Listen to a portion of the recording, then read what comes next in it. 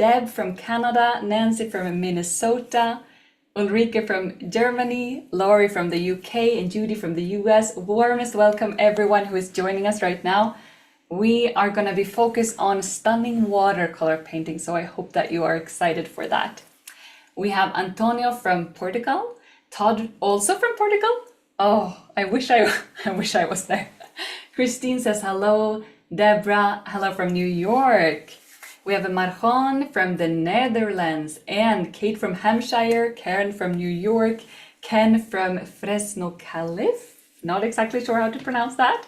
We have Lilian from Sweden. We have Christina, or perhaps Christina from Germany, Cindy from Maine, the USA, Lee from the UK, and we have Ruth here with us. We have hi from the UK. I'm Spanish though. And Joe Dowden is just setting up his tech, so he will be with us in a minute. Maja from Sweden, good morning from Canada. We have people from Canada, Illinois, Netherlands, Mexico, France, USA, Portugal, Sweden, Sverige, France, Argentina, UK, Belgium, Varna, Norway, Ireland, so many wonderful, Austria, so many countries, Romania. I can't believe all of the countries that are here today. It's absolutely fantastic to be so many people sharing this experience together. And today we will focus on the top 5 secrets of stunning watercolors. This is an online art workshop, which means that there will be a theoretical part, but there will also be a practice part where we will learn from Joe. And I see that he's soon ready to join us. But before he joins us, please share in the chat. Many of you have already shared where you're from. You can also share how long you've been painting with Artefacto, how long you've been with us. It would be great to get to know you.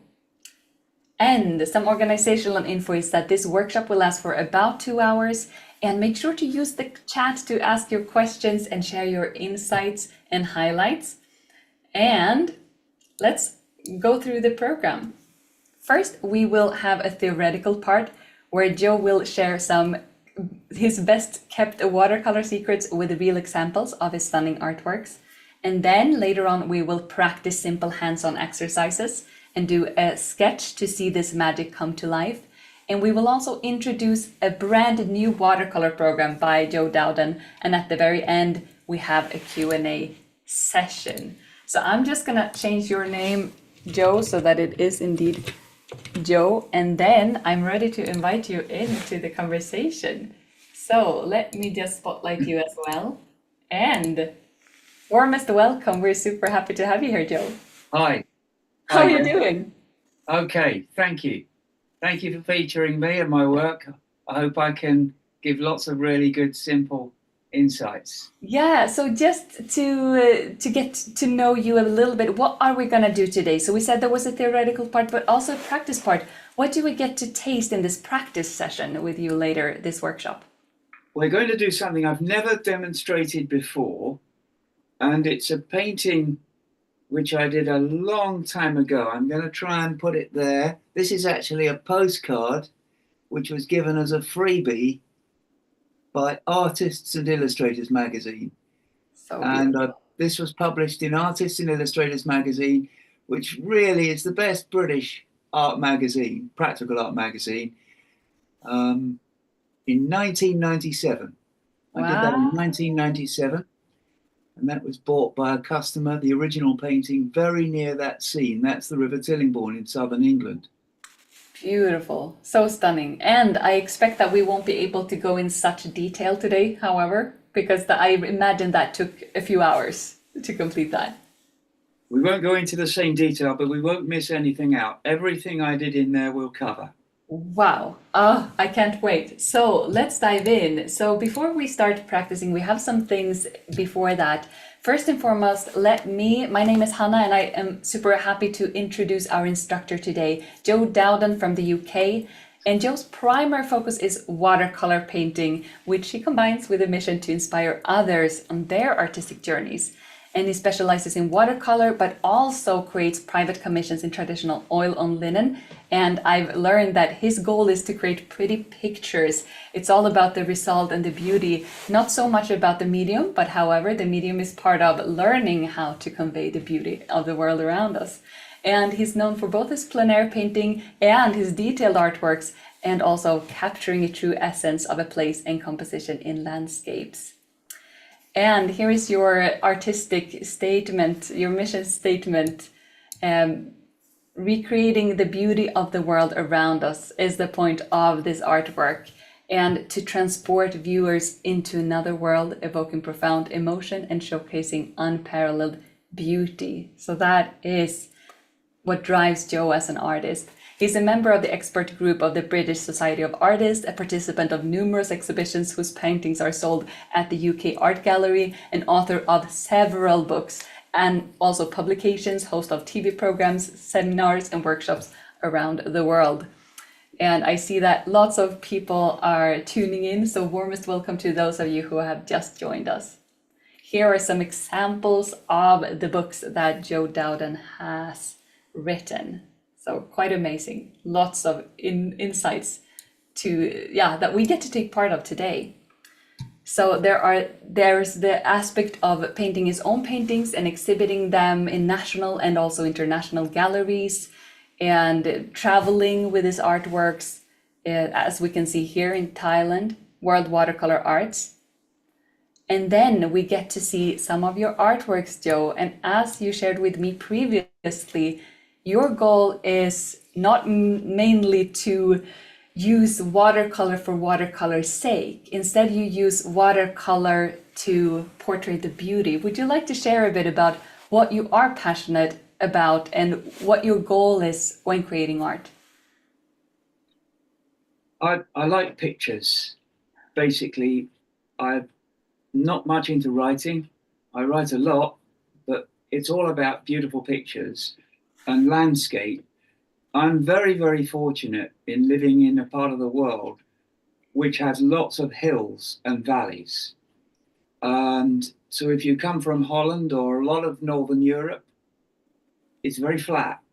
And you should head for a road called the A272, and you'll get right into these beautiful hills and valleys. So beauty is all around. It's very easy to find, but it's not so easy to paint. And I found that the best medium to paint it is watercolor. But I'm not a servant of watercolor. I'm just trying to get the beauty, and watercolor is the best way to do that. I've painted in everything else: pastel, acrylic, charcoal, traditional oil on linen, multi-layered oil like the Dutch masters, and also more a la prima watercolor, like the oil, like the French Impressionists. So I've done both. But watercolor is a brilliant way of just capturing beauty. It's beautiful in itself, but it will get the light. It'll get all sorts of textures and techniques and colors. But I'm not fussed about sticking to watercolor technique. I'm not a watercolor purist. There are some absolutely brilliant watercolor masters around, and We just lost you, Joe. So I can see the one of the videos, but we lost the one with where you were speaking from. So I don't know if you can hear me. I can see you counting things on your hand, but I cannot hear you. I can see you, but I cannot hear you. Let me see what happened to the sound. It seems like you cannot hear me either. So I'm actually gonna just hope that Joe understands what's going on. Yeah, the sound disappeared for some reason, Joe. I'm not sure why. So I'm actually gonna continue talking about you. And then we're gonna get to talk more to you in just a moment. So Joe is not just a wonderful artist, but also a wonderful teacher. And he has master classes. Here we have landscape master classes and sea painting. And he holds these both on location and also online.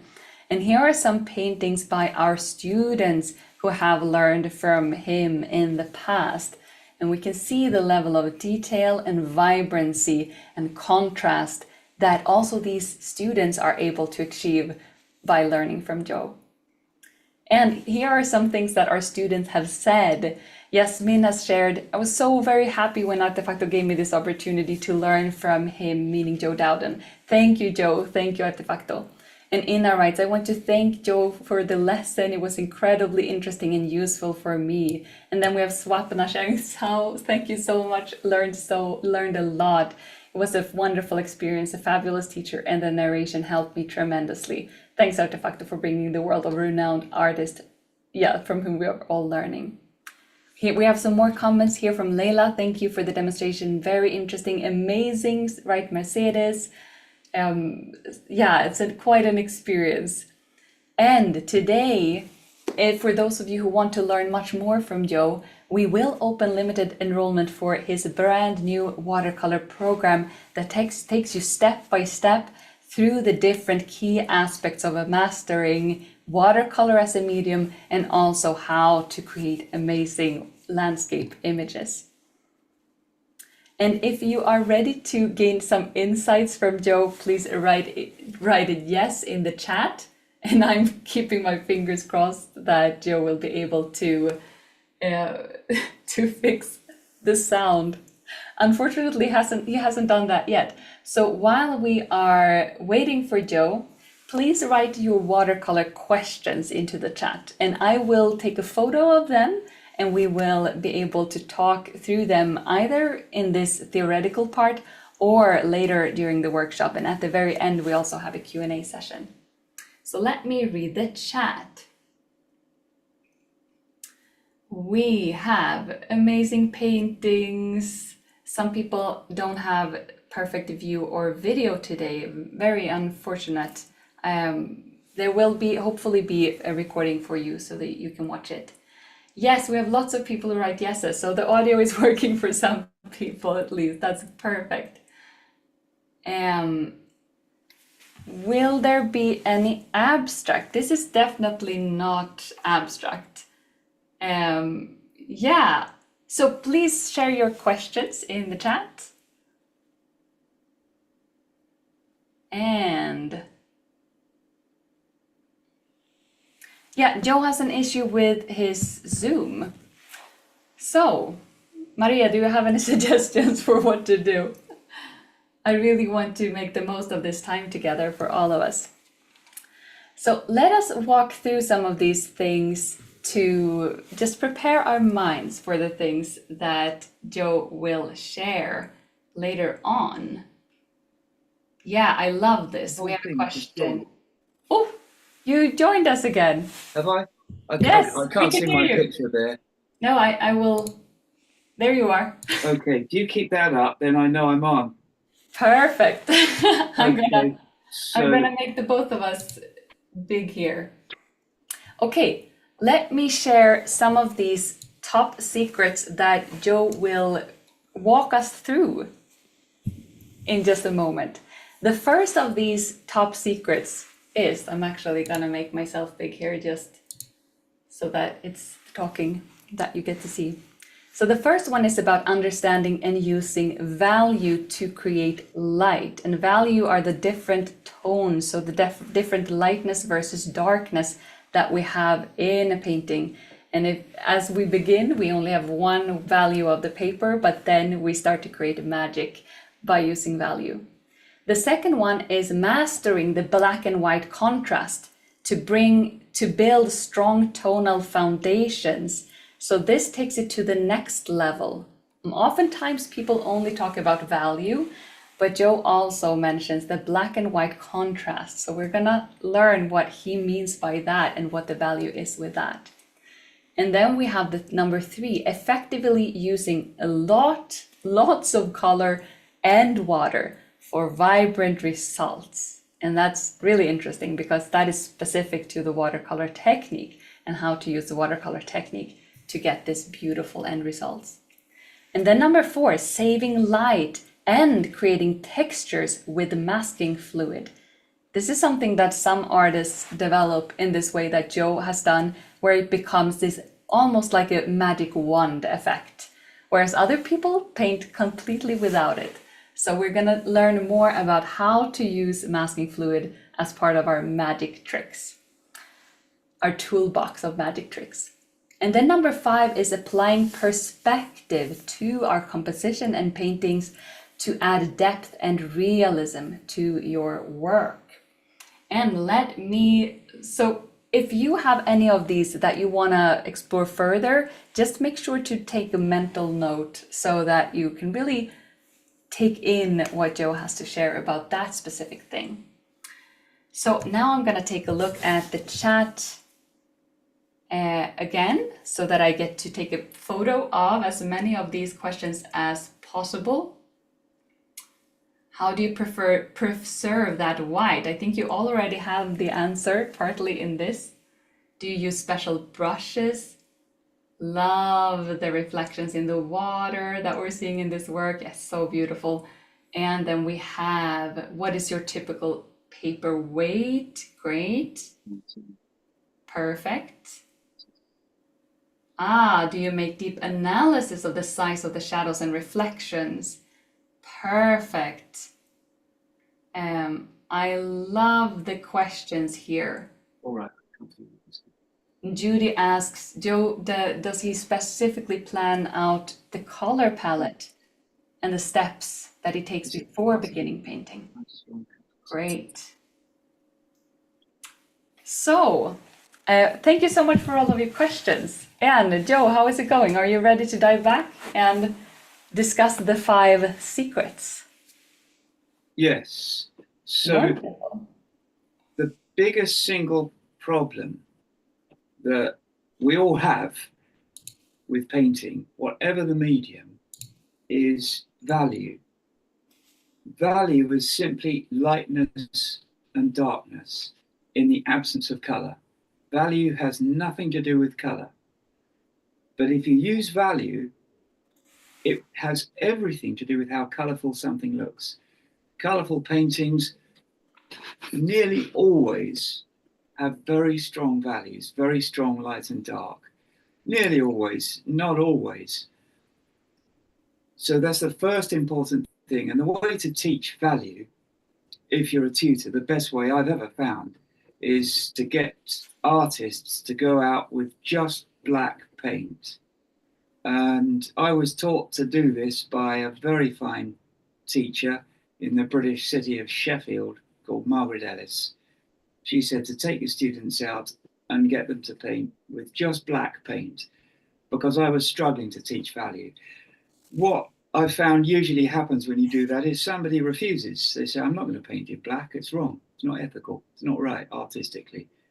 And they'll use sepia, and they don't learn the lesson about value, because you can't really control the value with sepia, and you can't control your thoughts. It's removing color as a tool. Color is the wrong tool for getting light. So people go out with a tube of black, dead black paint, Payne's Grey neutral tint. Those are my favorites. There are lots of others now. Some of the Daniel Smith black colors, brilliant. Some of the masters have also got their own sets of black colors, all with their own particular qualities. But what happens is they come back with something that has completely professional value, because people are forced to paint in white, light, mid-tone, dark, and black. And the result is they've got a painting where they've automatically done value. Then what happens is we all try and do it in color, and it doesn't work. So you go back to looking at value on its own, and you gradually learn to incorporate it in color. Lots of fantastic painters. I can think of Andy Evanson. He often seems to use value sketches first and get students to do the same before actually painting. So the lesson with value is, once you've learned value, you can use very strong values. I use very strong values. We've got painters in Britain who have got tremendous control of value, but their values aren't as strong as mine. That's fine. But they understand value. I think, honestly, they understand it better than I do. I could name 2. David Curtis is absolute master of value, and another one is Peter Brown. Peter Brown paints in oil. Wonderful plein air painter. So nevertheless, understanding value is at your grasp, and when you've got that, that's the biggest single contributor. Well, that's the piece about value. I'll just say a little bit about how many values there are. Well, in watercolor, I reckon there are about 5 as a very rough guide, and in oil painting, I found about 9. So oil with watercolor, you've got white, then you've got a very, very pale wash. I've heard it described by Australian master Joseph Spookvich as a tea wash, very pale. Then there's a light mid-tone, a mid-tone, what's that?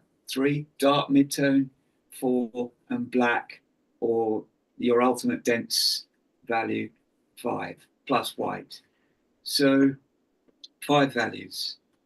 See if you can break your painting down into those. And then the next step is mastering the black and white contrast to build strong tonal foundations. What does that mean, and how does that differ from the first point of understanding value to create light?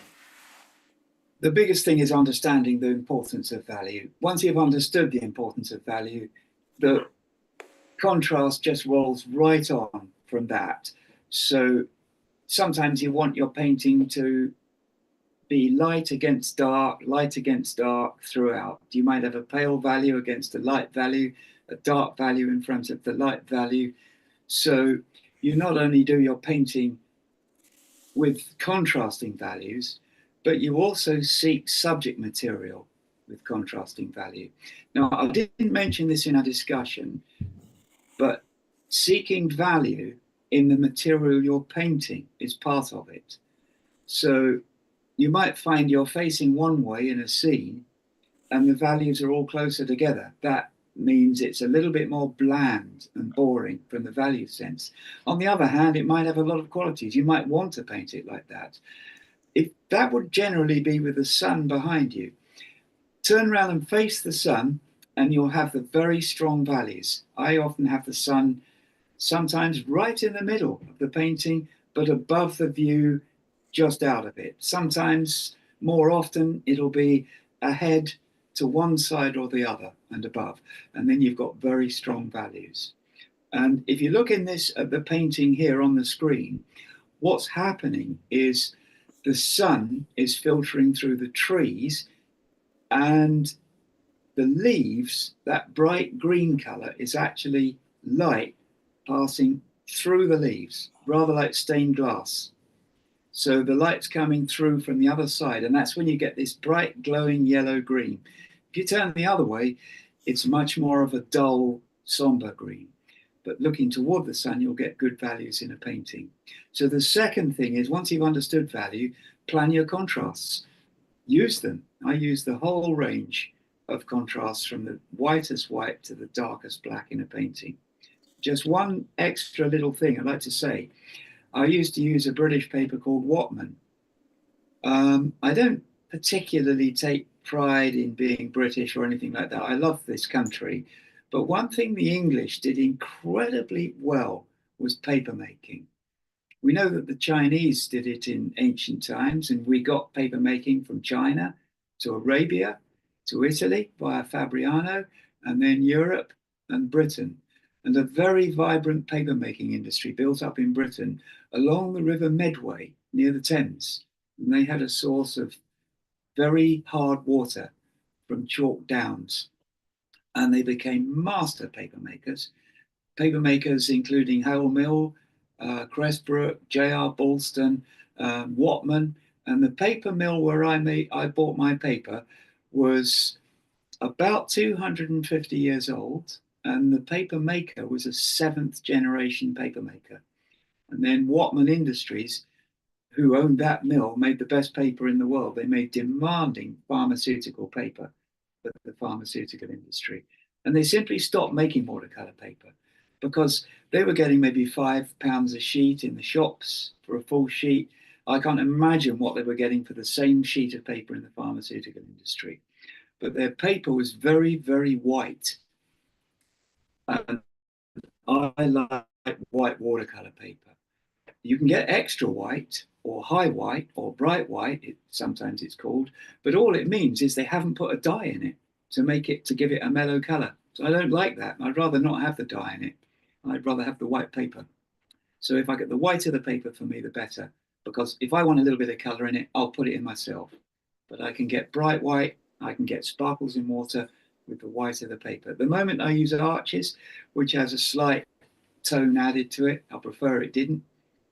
Waterford is a darker tone, but you can also get Waterford high white. It's very fine paper, Waterford.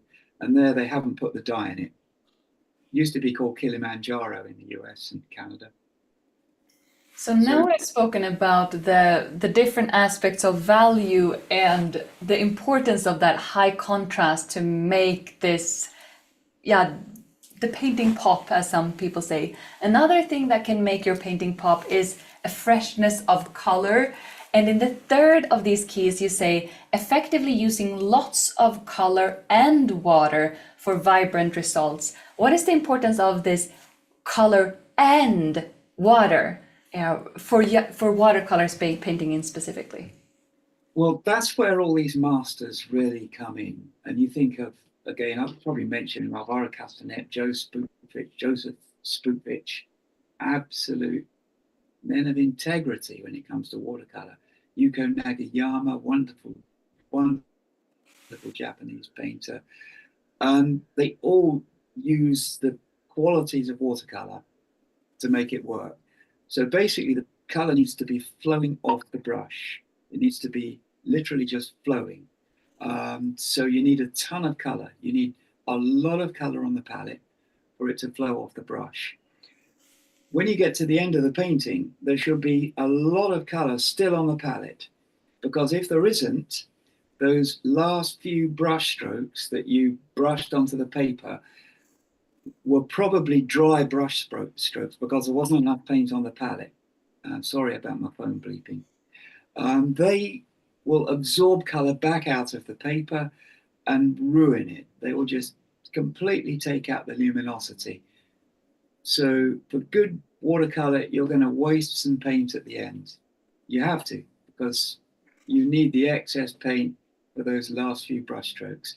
And you never want to put your brush into a dry palette and then have to ram the paint, brush it hard onto the paper. And the final thing is about color. You can use incredibly bright color if it's balanced with light tones, white paper, possibly, and intense dark. You can use extremely bright color from the tube if you've got immensely strong values.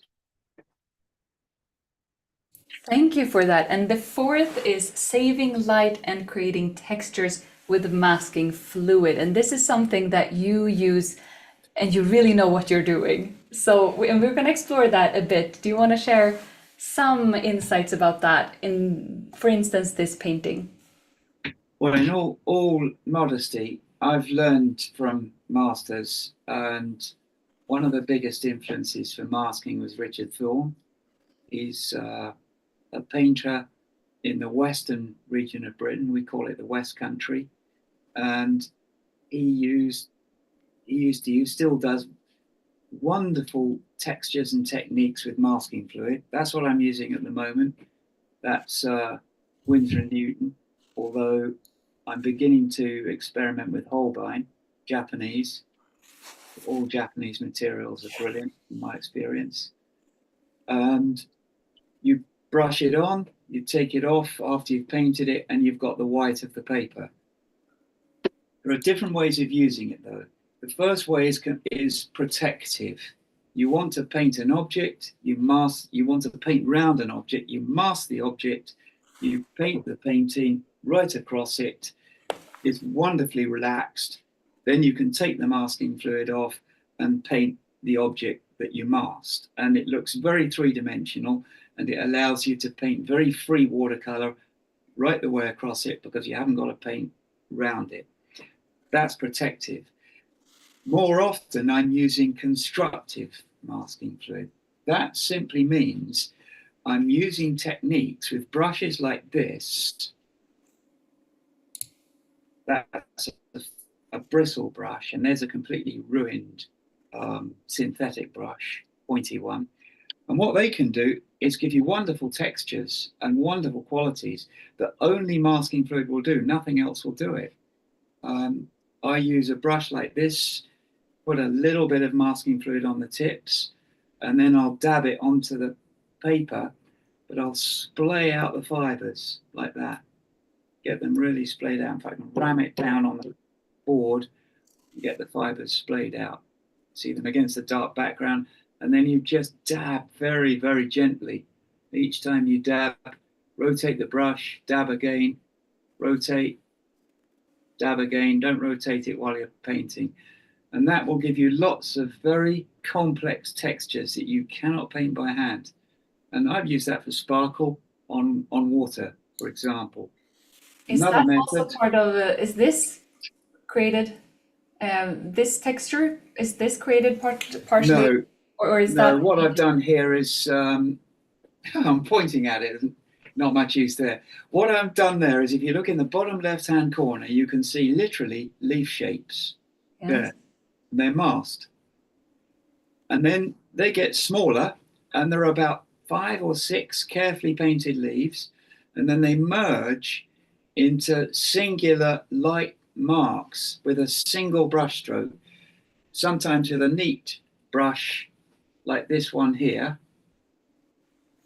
So you can see that's quite neat, and single brush strokes like that, sideways will give you the leaves glinting in the sun. And then as you go further back, that's just either spattered paint leaving some light, or possibly spattered masking fluid, and also spatter with a toothbrush like that.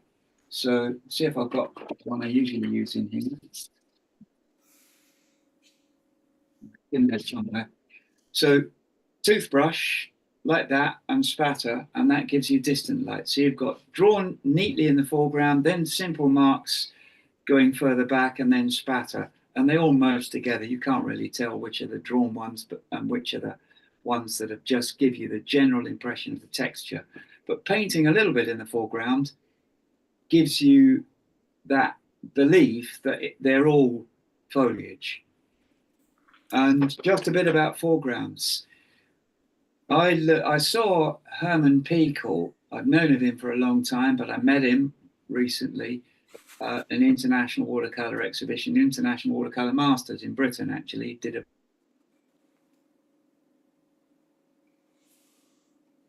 And now we lost you again, Joe, unfortunately.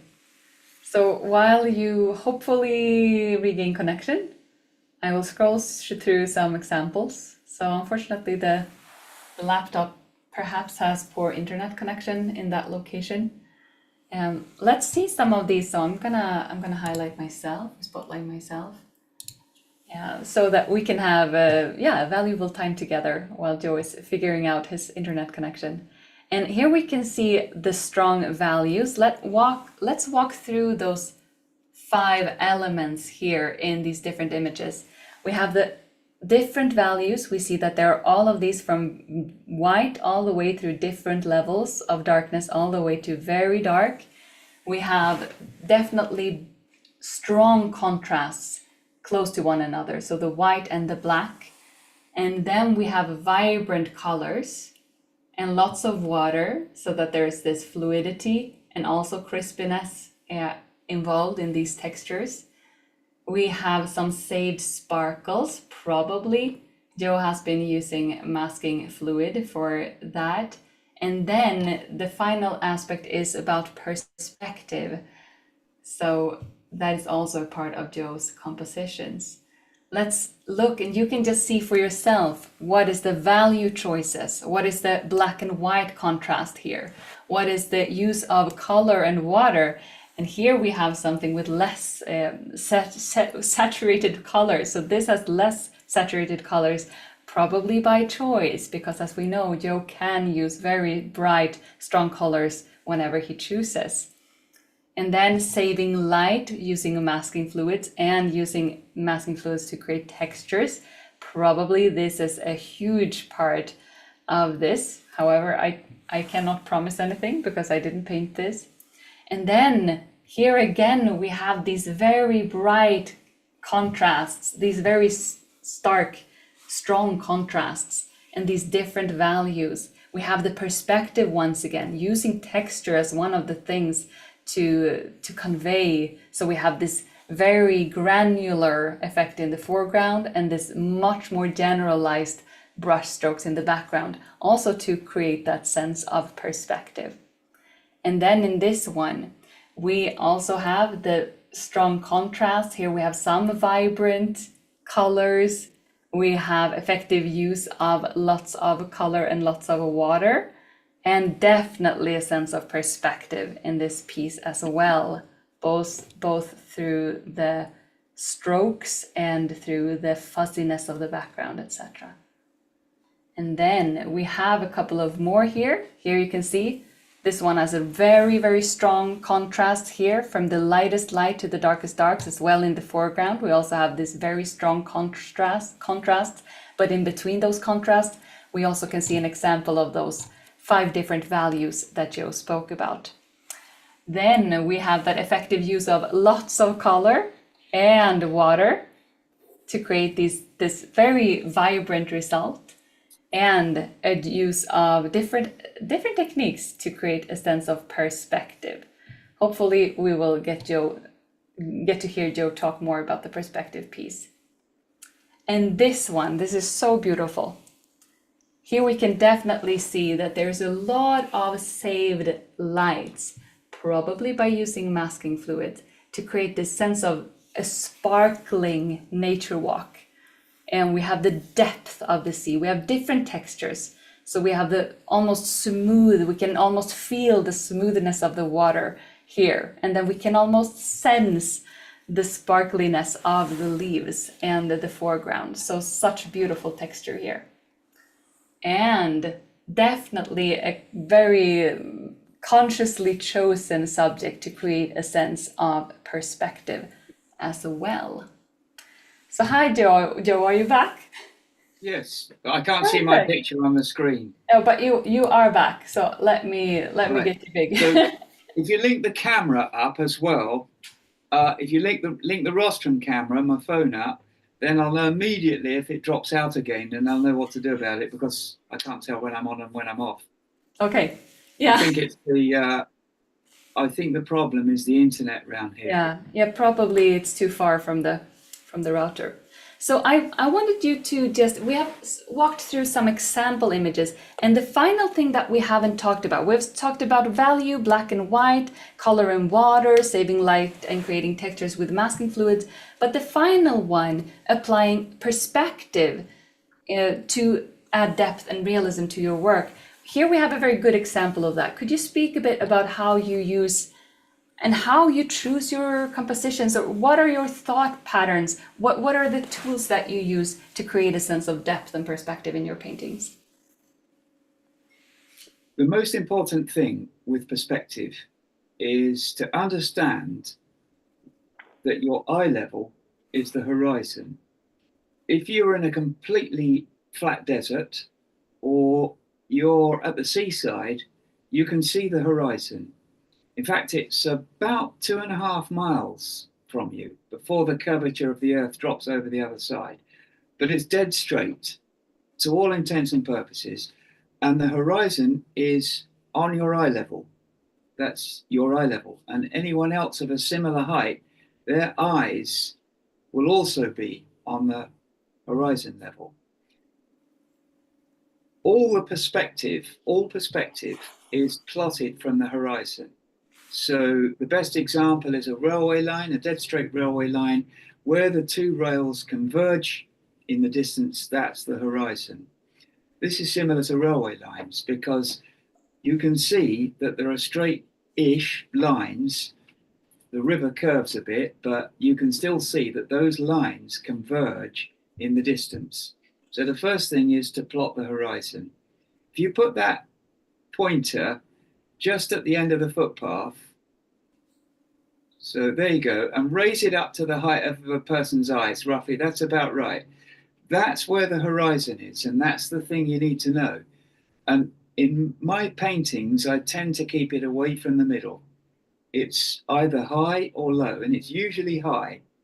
So at that, quite a good level to put the horizon, if you want numbers, is about 3/8 down from the top, leaving 5/8 of foreground. So get the horizon in. That's the first thing. The second thing is there's a focal point. Usually in my focal point, there isn't anything to focus on. It's not a focus point, it's a focal point.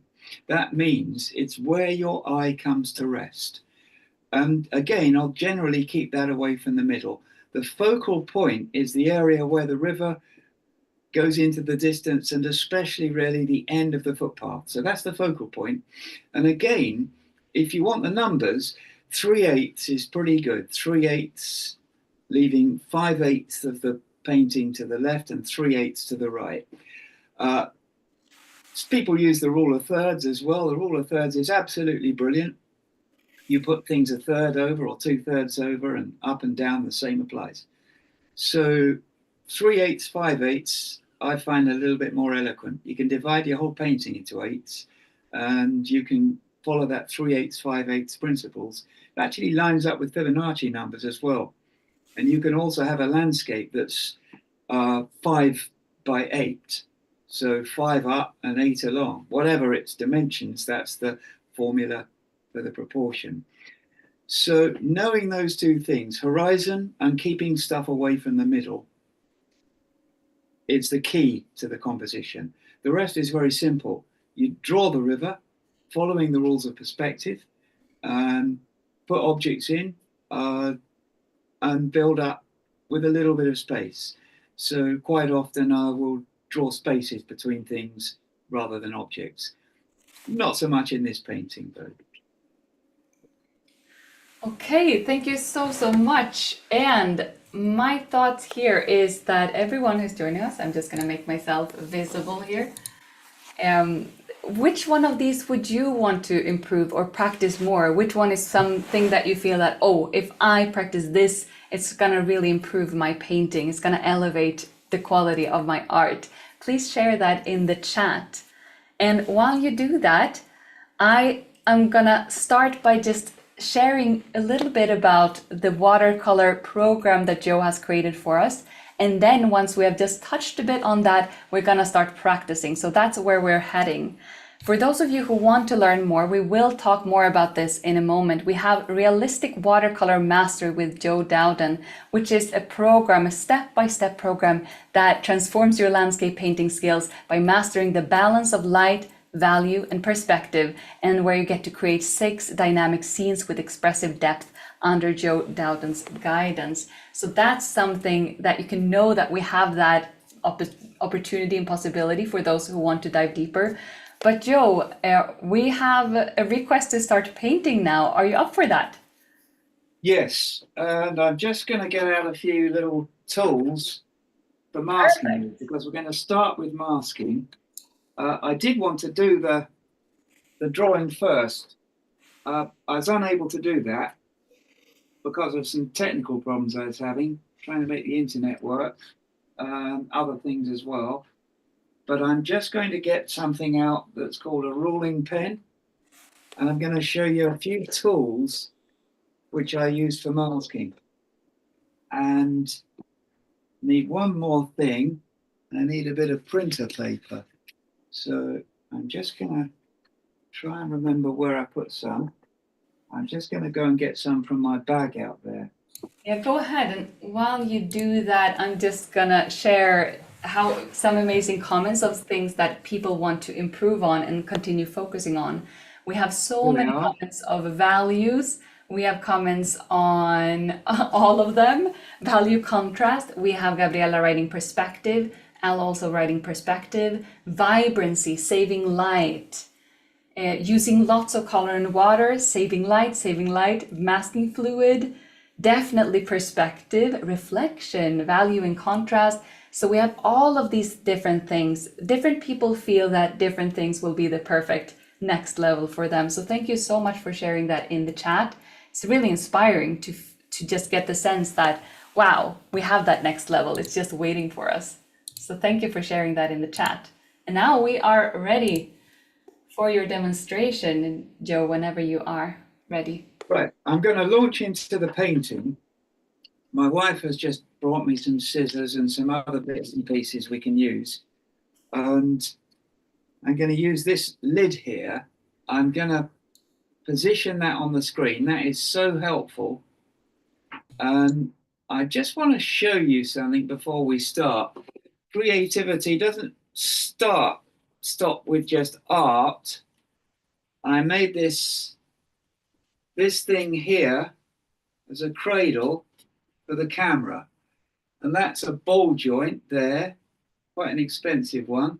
And I use that for mounting a camera on when I'm filming. But I used to use these things called lamical clamps, but they keep breaking. So I'm just going to put this back in now. And this is the one thing I've got that actually works. I'm just going to rotate the image so that it's facing the right way. And I'm going to put that back in. So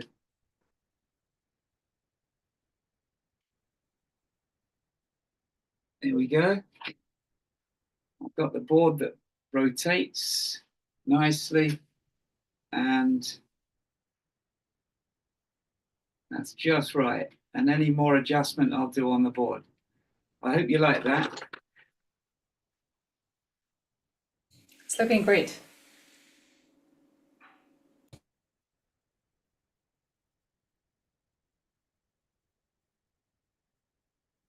So I'm going to mask around this lid. It was about the right shape. So the camera is a Huawei P30 Pro. You can get them quite cheaply. They've got an absolutely brilliant camera on that phone. And it's got an optical zoom, which means it's zoomed in optically, not digitally. So I'm just going to tape the edges of my painting first.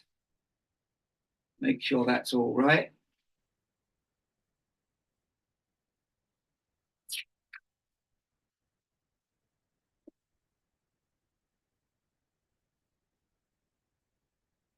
This is a major part of the painting, choosing the actual dimensions.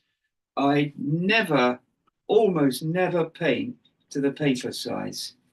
I use the paper to choose the size that I want to paint. So now I'm just trying to peel this tape. I don't know if anyone's had this problem, but this is a good quality tape, 3M, but it keeps tearing and ripping in the wrong place. It's been a problem lately. So I always tape with masking tape.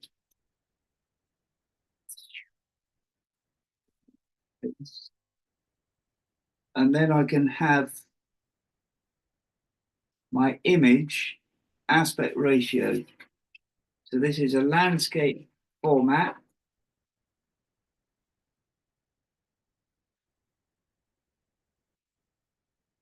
Now I'm going to tape it in a little bit more on the edges.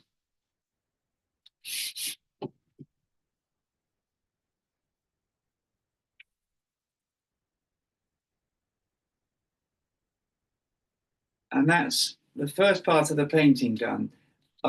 This is a watercolor painting. It's a postcard of a watercolor painting. I did have a photograph of it somewhere once, but I can maintain the aspect ratio by seeing where that line goes, and it goes about there. I need to maintain a similar aspect ratio to it, so I'm going to put the tape there. So I'm always paying attention to this shape here, and I choose a lot of different shapes. I've had square, semi-square, calendar, panorama, portrait. Portrait is a brilliant aspect ratio to choose if you haven't got much material. Right, so the first thing we do is find the horizon. Here's the horizon going in. It's quite high and it's about there. I'll put some definite strong lines in so you can see where it is.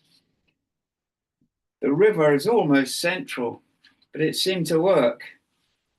It is, it's right in the middle. And it's a good composition, it seemed to work. It shows that never to be too dogmatic about rules, but I am actually going to put it over to one side slightly. So I need to know where this line picks up on the side of the image. It's quite a long way down. So I'm going to put that in like that. Riverbanks on the margins of water tend to travel in steps. So there's a line there, and then there's a second line there. They tend to travel in steps, not one straight line, and not a curving line either. In the distance, it's breaking up into a series of steps. Edge of the riverbank coming down there, down there. I can take a few proportions. I can look at how close things are to each other.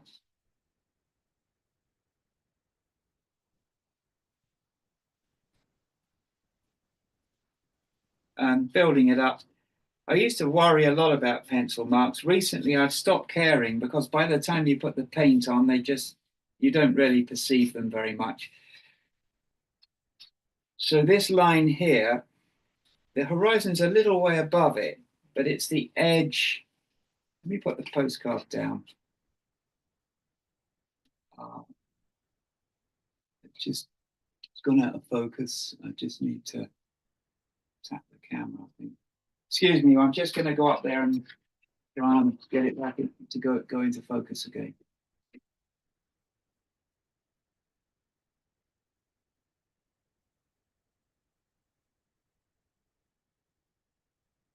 Since it's gone out of focus, let me just try and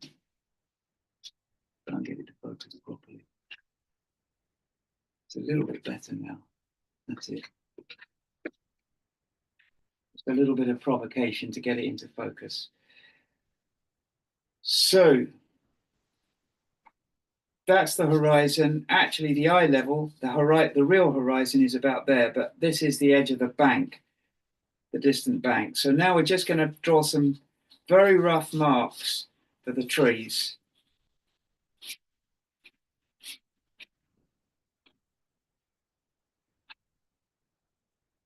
These are alders. They follow rivers throughout Northern Europe, right through Britain. I don't know if you've got them in Scandinavia, but they go right down to the south of France.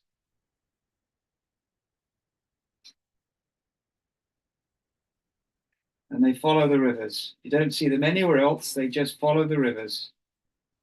That's almost done. When I do the reflection, I don't need all this. I don't need it to be drawn. And I don't need any information on the back. I can see what's happening there. That's all the drawing done. Now I'm going to demonstrate a little bit of masking. I'm going to keep the masking fluid in this thing. Some more masking in there. I always stand the pot up in something else. Otherwise, you're bound to knock it over. And I'm going to just draw out a few leaves in the foreground, just the same as I've done here, but I'm not going to take much time doing it. I've just put a few marks in. Now, this is about perspective. If you go from here to here, come down about halfway and start putting small plants in here where they're masked, and then come back into the foreground. The reason for doing that is if you start drawing objects in the foreground where there are many objects, stones, flowers, leaves, by the time you get to there, they'll be so tiny you can't draw them anymore. They'll just line the bottom of the painting. If you want to draw them in, you have to start up and work down. So that's what I'm doing. It's a bit of a small point that. I don't know if you followed it, but when you're doing lots of small objects like leaves in the foreground, find out where you can see them in the mid foreground and bring them back there. Start drawing them there and bring them back into the painting. Don't start in the front and work in, because it just won't work. You'll run out of space about there. They'll be so tiny you can't paint them anymore. And nearly always in foregrounds, stuff is much bigger than you think. So I'm just going to do a few big marks here. At the end of the painting, we'll color them in. Quite random, quite chaotic. Now in the distance here, we've got some light marks on the river. So I'm going to put these in. Extremely rough. Tiny little stripes of light. They're broken water. Maybe the water's a bit shallower, the water's rushing. Lots of little ripples glint in the light, and they produce these stripes of light.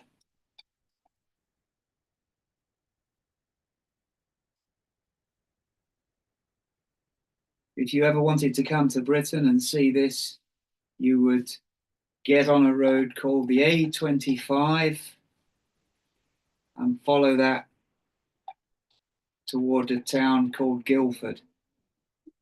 And between Dorking and Guildford, that's where this landscape is. So that's that. Maybe we could have a little bit of masking around here, but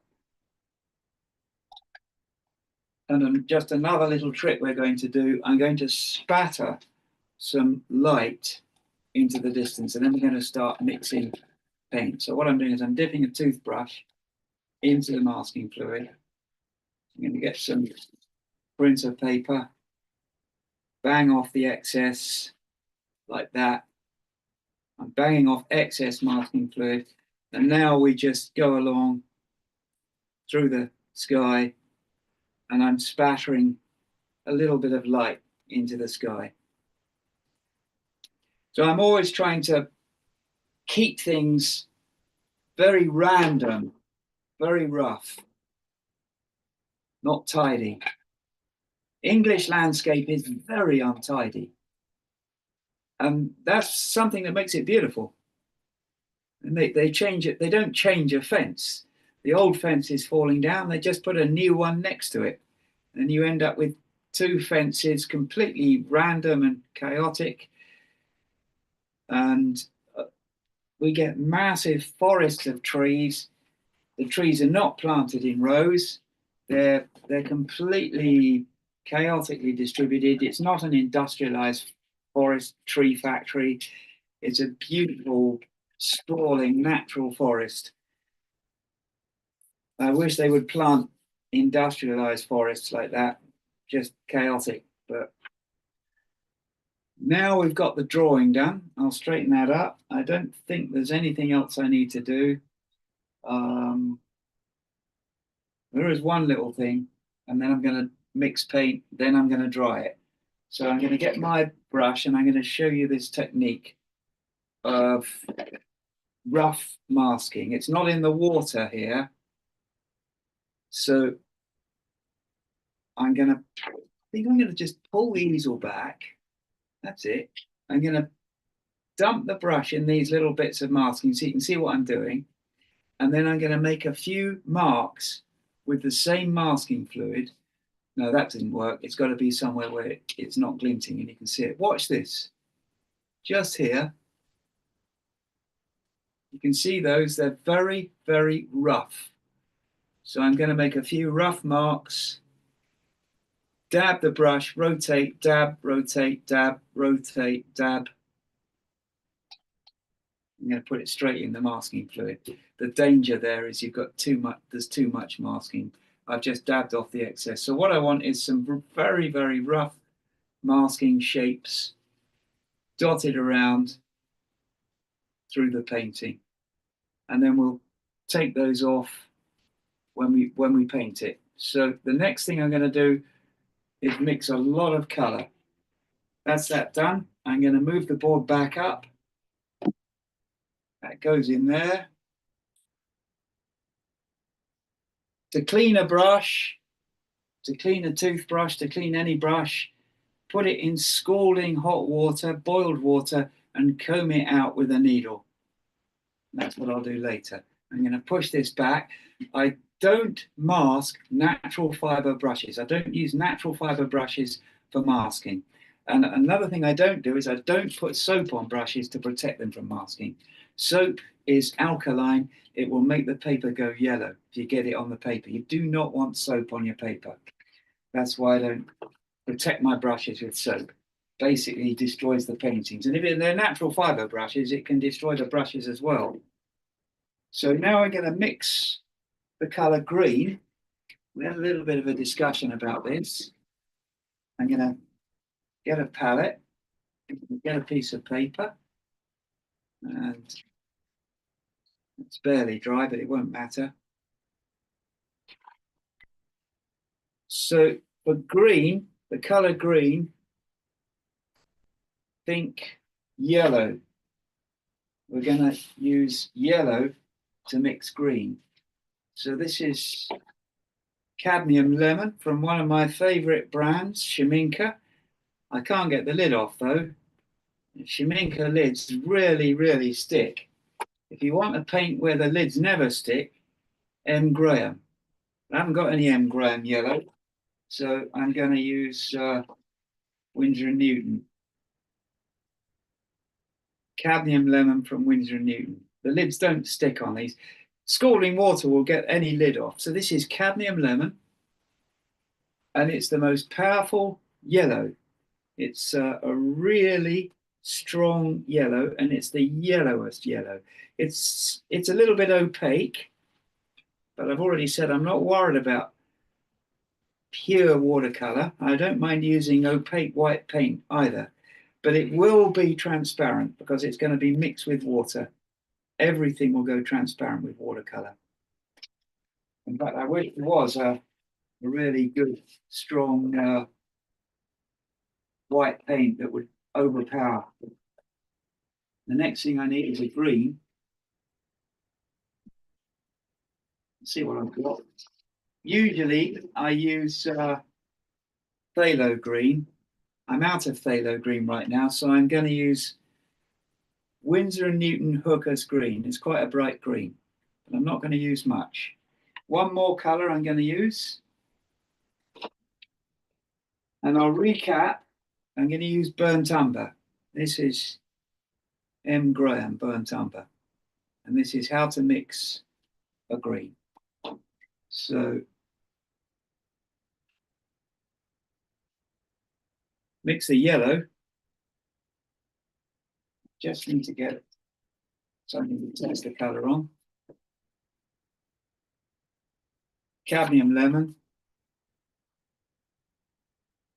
Tiny bit of green now is going to be added to the yellow. Tiny little bit.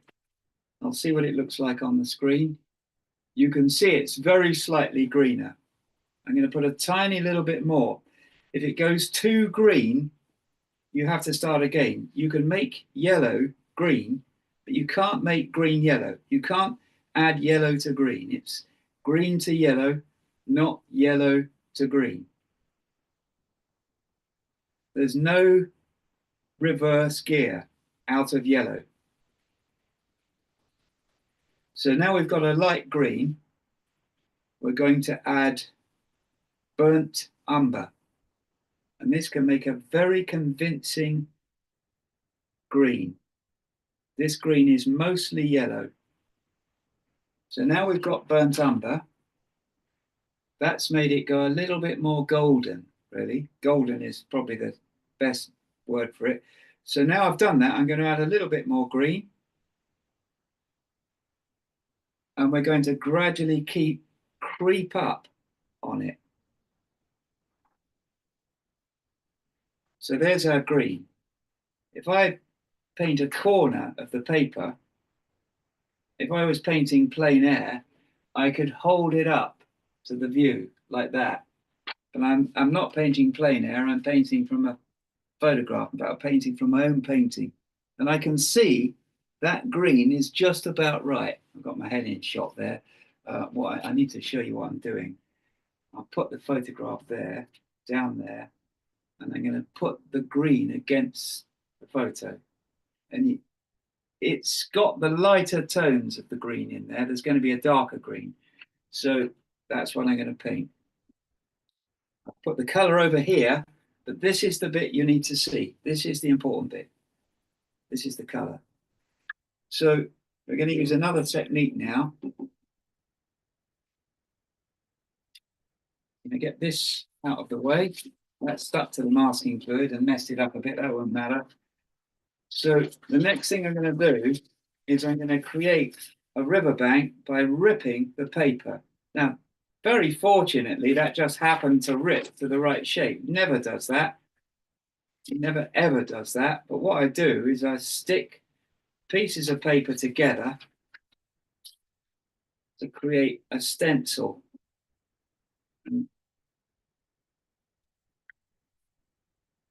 So I'm going to rip that up and take that out there, put that there and make myself a stencil of the riverbank. So it's a rough shape because it's ripped. Now I've got to try and remember where my tape is. There it is.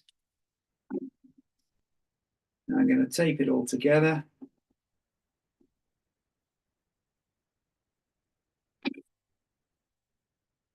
So now I've got myself a stencil for this side, and I'm going to spatter.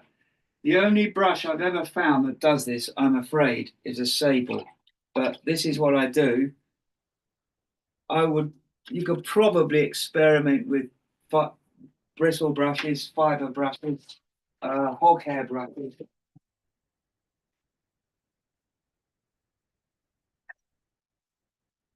I'm going to dry the masking fluid now. So I'm going to take my stencil away. The great advantage of taping it together like that is I can put it all back again when I need it. Put that over there.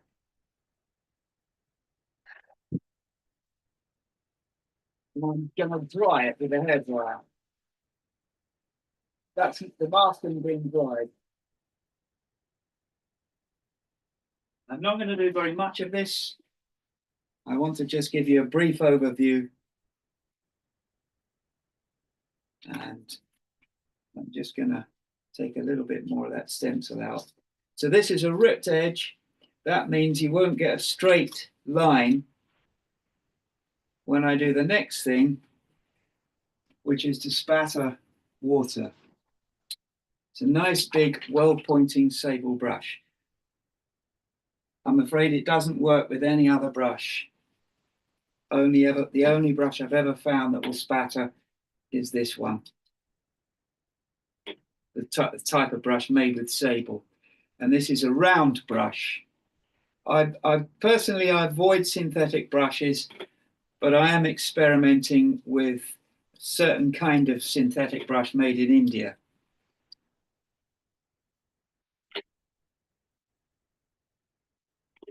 So I'm spattering water, and you'll see why.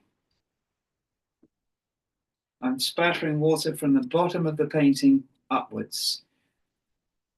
Now I'm going to get the green that I've already mixed, and I'm going to spatter paint. And this is how to get ultra realistic foliage, ultra realistic foreground. This is a typical dense jungle of foliage that you get alongside the labyrinth of rivers in the British Isles. Very difficult to walk through this. So now we've got a texture. We've got a pattern. Just going to take this off because I need to get a just black shirt I've got so I don't mess up these clothes.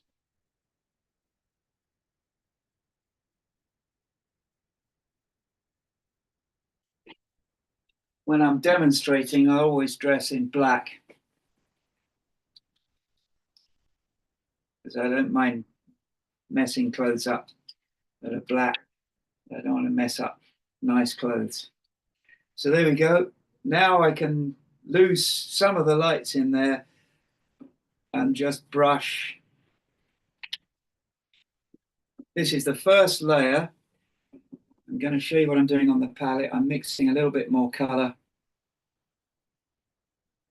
And then on the other side, it's a bit further away the other side, you don't get this same light effect, but I'm just mixing color.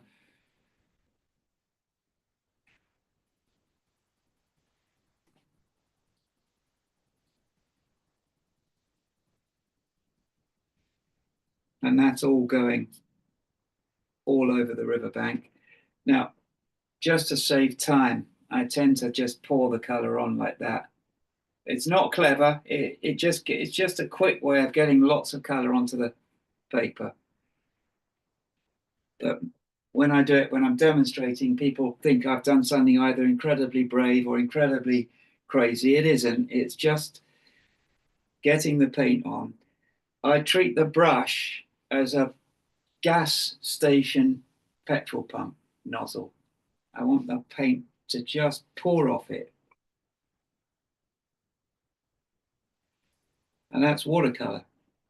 I'm looking at the painting, looking at the photograph rather, of my painting that I did right back in 1997.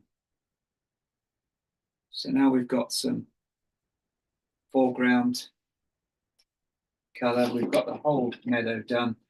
And now I'm going to paint the background. I'm going to get some color on, some water on, by brushing water with this dry brush effect. And what I'm doing is I'm brushing sideways with the side of the brush. It's a sable, it's got a belly. This is a squirrel, and that's got a belly on it. Here is a synthetic brush, dead flat, all the way. Can you see that? The sides are flat, straight as a fence post. So on the top, they shape them especially so you can use that to get dry brush. But it's not, I don't find it very satisfactory. I just want to use the belly of a brush, natural fiber brush, and we brush that across like that. So now we've got some water in there, and now I'm going to brush some more color. Here we go. I'll put that here as a reference. That's the photograph just out of the painting, and we're going to just brush some color in just here and there.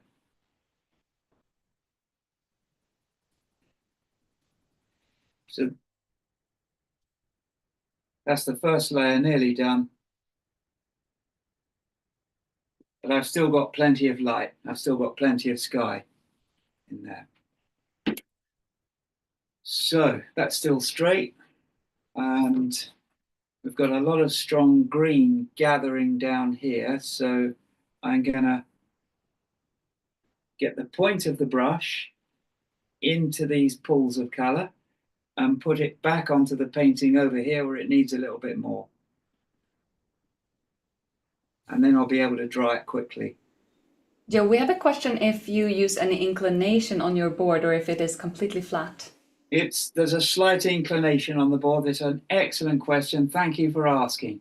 Yeah. It enables paint to travel. It enables it to run down, and it's very slight. I've just made it a little bit more slight as well because it's running a little bit too much. But if you look at this, it's about that much, almost nothing. So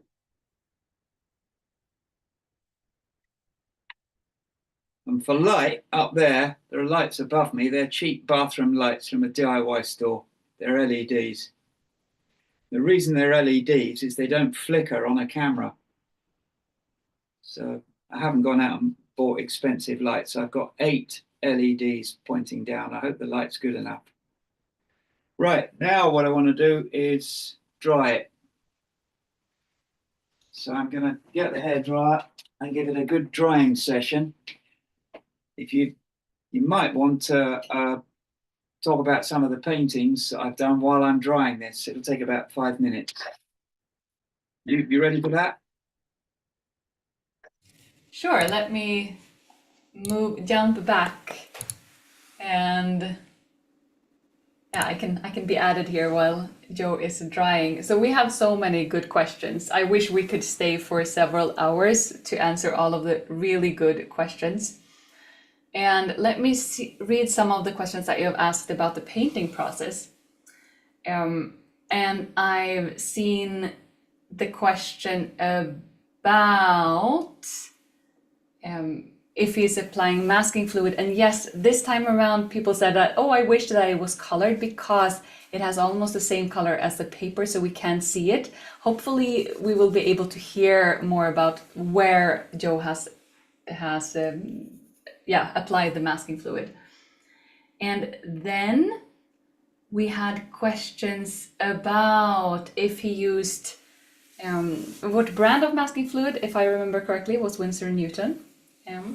Then we had questions about, does he use soap to wet the brush before using masking fluid? And because of the pH of the soap, he avoids using soap to protect the paper.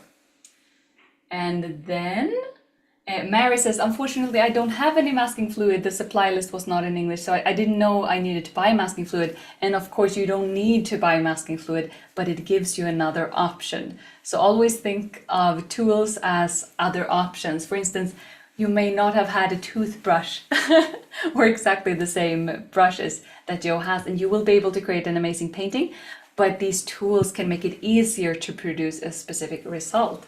And also notice now how much the painting is fading, how much the paint is less saturated, less strong now that it is drying.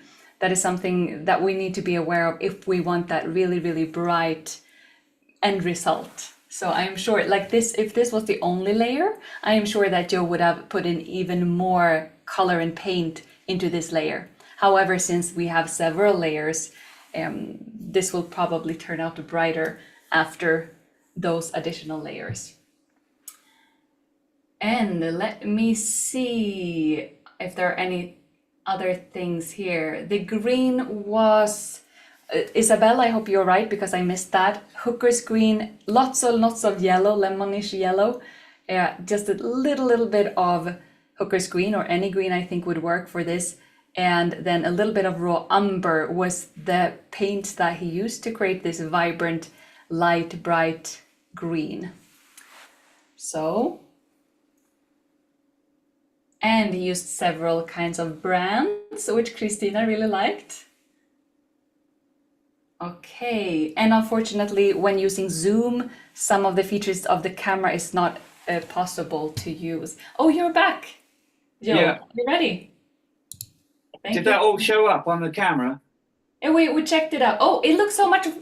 It's interesting with the camera. I just said that the vibrancy of the color was really fading, but now again, because of you moving stuff around, it looks bright and vibrant again. It's strange, isn't it? It is strange with cameras. You never know what the truth is. So what I've done is I've tested it all over with a pencil. I just quickly tried to draw on it because you can't draw on damp paper. So the pencil tells you it's dry. It just saves a lot of time. So what I'm going to do now is make a darker color and create a two-stage green. So we're going to spatter another lot of green that's darker over the first lot. And so here we go. Same process again. I just need to find my stencil. So there's the stencil. That means I can spatter again and get the same shape. First, I'm going to mix the color up. The palette is so important. It's more important than anything else that you see the palette. So we're going to get a darker green. This time I want quite a bold, strong green. So lots of cadmium lemon. I said raw umber, but I was corrected. It's burnt umber, correct? Yeah, that's right. It's burnt umber. Yeah, sorry. Raw umber will probably work just fine. But I just want a bit more power in there. I need to get more burnt umber on it. So I use a lot of paint. The M. Graham, I've used M. Graham since 1999. I bought it from an art stockist in Brighton, Lawrence of Hove, now owned by Jackson's. Still keeping the M. Graham stock on. These are one of the best paints I've ever used. In 1999, I was also using Schminke because I was working for them at the time. I'm very independent now, I don't work for any manufacturer. I can choose any material I want, and I choose M. Graham because they never ever go dry. The tubes never dry up. I've got well over 20 years of old tubes, and the paint in them is still wet. So I'm mixing because I want a really, really strong green, and it's got to be quite a cool green. I'm just going to compare it. Right, I think that'll do it. And now I'm going to start spattering again. So to do this, the actual brush number is number 8, sable. So I'm going to spatter water, spatter color. I used to feel that this was too difficult to demonstrate, but after a few years, I started demonstrating it and using spatter. Now I'm not spattering leaves. This spatter is the dark shadows between stuff. So now we're going to use the same brush to spatter paint. And there's 3 layers of this. The main thing is I hope I get it done. Usually at the end, everything comes together very suddenly. I'm using up a lot of paint. I'm mixing more paint. I'll show you. You've got to be really bold with this. I try to do the best possible demos I can. I try to aim at getting a gallery standard painting, a nice painting. So I'm spattering, and at the end, you'll see why it works so well. I spatter always from the bottom upwards.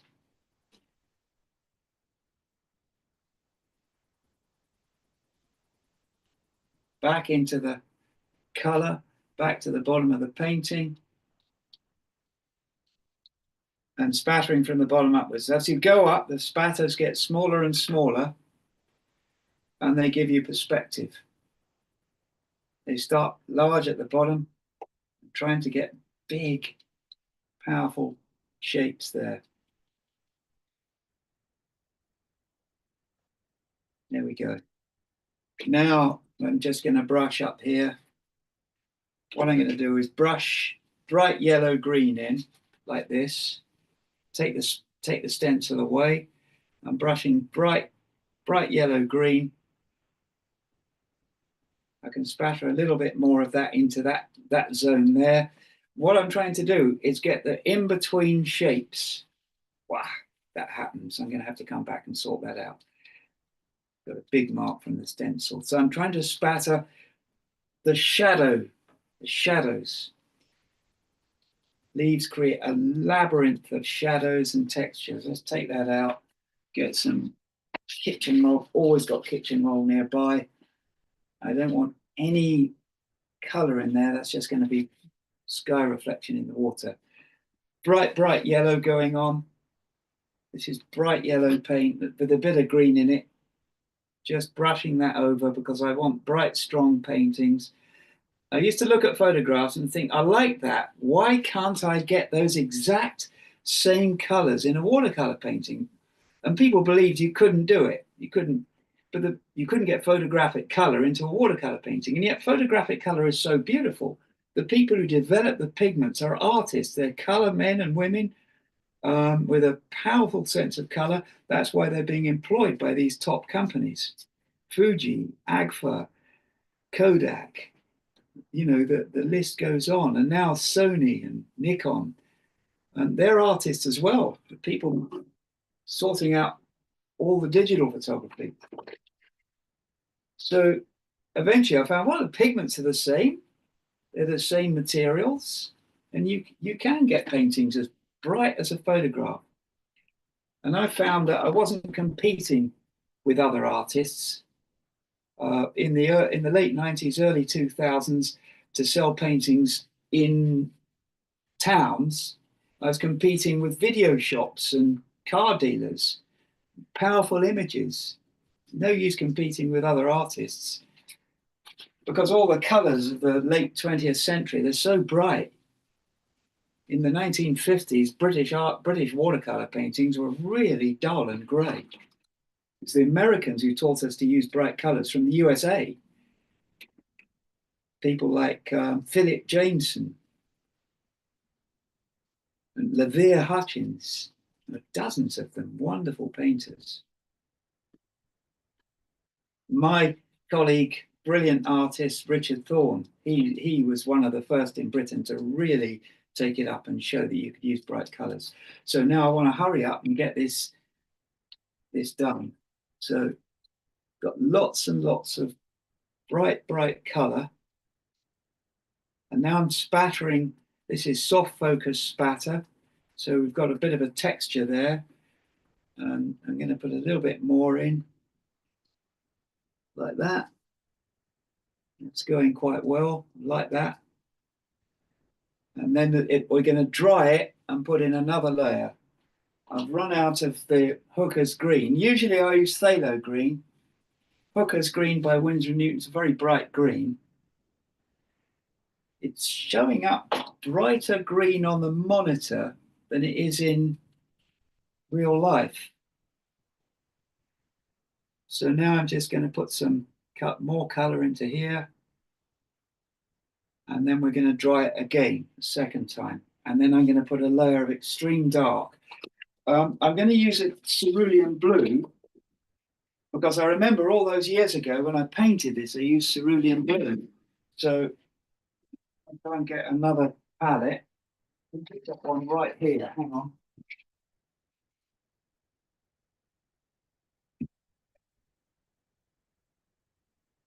Right, there's a clean china plate. I mix on china, by the way, cerulean blue, and I'm going to add Naples yellow. That. Naples yellow. I'm going to make myself a sort of bluish green. I have an unlimited palette. I don't use a limited palette. I try to sometimes if I'm working plein air, but I use an unlimited palette. There's so many possibilities. And I've got this strange, cool, distant bluish green, which simulates this color here. And it's made of Naples yellow and cerulean blue. So I'm going to put some of this in now. Can't remember how I did it at the time, but I'm just going to try brushing it on like this.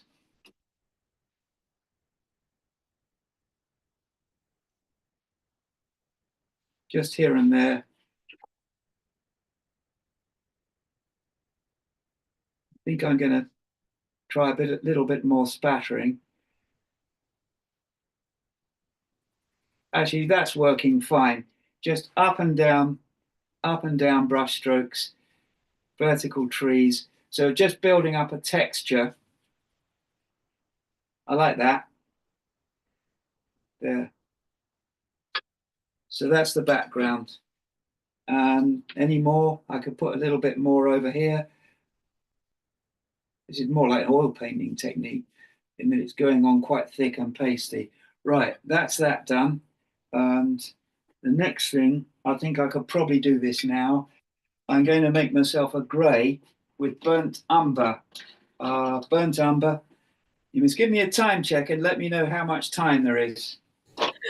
Well, according to the time, we are gonna run way over, just so you know. But it is what it is. I think we all of us want to see what's happening. But after Right. this layer, we're gonna take a break and let it dry, and we're gonna check out the program, and then we're Okay, let me know when you want to take a break. I'll aim at that. Do How you about are you gonna paint the water in two layers? That is my first question. Because if yes? so, then the first layer of the water would be the perfect next What step. what I'll do is I'll put the water in right after this. I'm Yeah. going to put in these background trees. Oh, This is fantastic. water spatter again.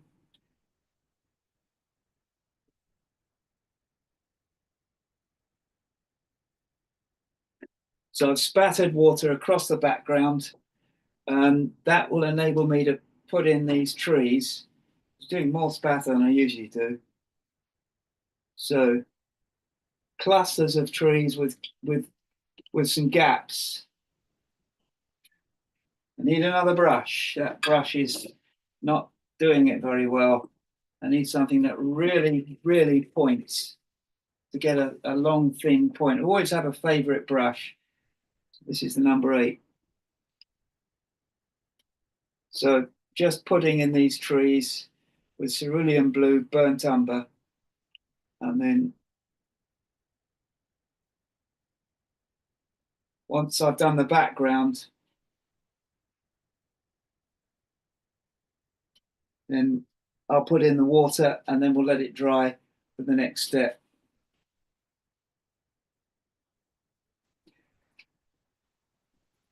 There'll be a darker layer of trees as well. So now I'm going to put in the water and wonder if the cerulean blue would probably be okay for that. So cerulean blue, and I need a magenta. I'm going to put a little bit of naphthalene red into it. This is just any old red, really. Just happen to have this naphthalene red. I'd use quinacridone magenta. That'd be just as good. But I just want it to be slightly violet. And then I want to put a little bit of brown in to make it a bit grey. That's it. I bet that's fine. I bet that's absolutely fine. Now I'm going to wet the foreground area. I'm wetting the water. I've got to keep that wetness away from the riverbank because I don't want any green paint coming in there. And now this is going to be our nearby blue sky reflection in the water.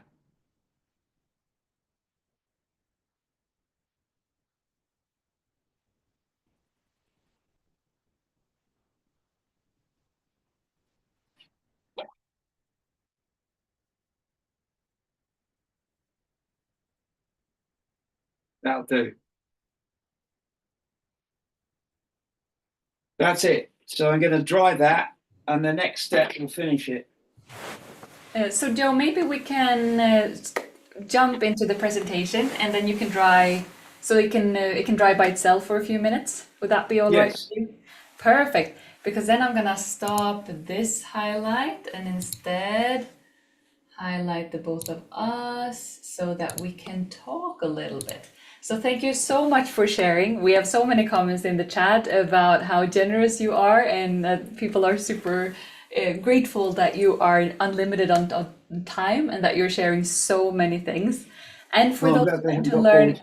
yeah, it's been wonderful, and you're sharing so much more than we thought you would. So it's super generous, wonderful. And we're gonna talk about some things that we can learn already today from the program that you have created, and also focus in on these 5 different keys that we have talked about in the beginning of the workshop, and just see what else we can learn today. So here, can you see this, Joe? Can you see realistic Yes, I can see watercolor that. mastery? Perfect. So let's take a look at how you can learn more. So Joe has just created a brand new learning program called Realistic Watercolor Landscape Step by Step. And this is what you get if you join the Premium Pro version. There will be 3 different pricing plans. So just know that there's a little bit of difference between what is included in these 3 pricing plans, but this is for the Premium Pro version. And there are so many lessons and so many insights in this. And we really start from the beginning in module 1, where it's all about saving light in a painting.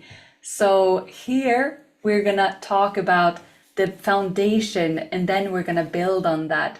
So Joe, why did you start with this? We can see that this is much more simple than the thing you're doing today. What is the value of starting simple and focusing specifically on saving light in a painting in the way that you do in this module?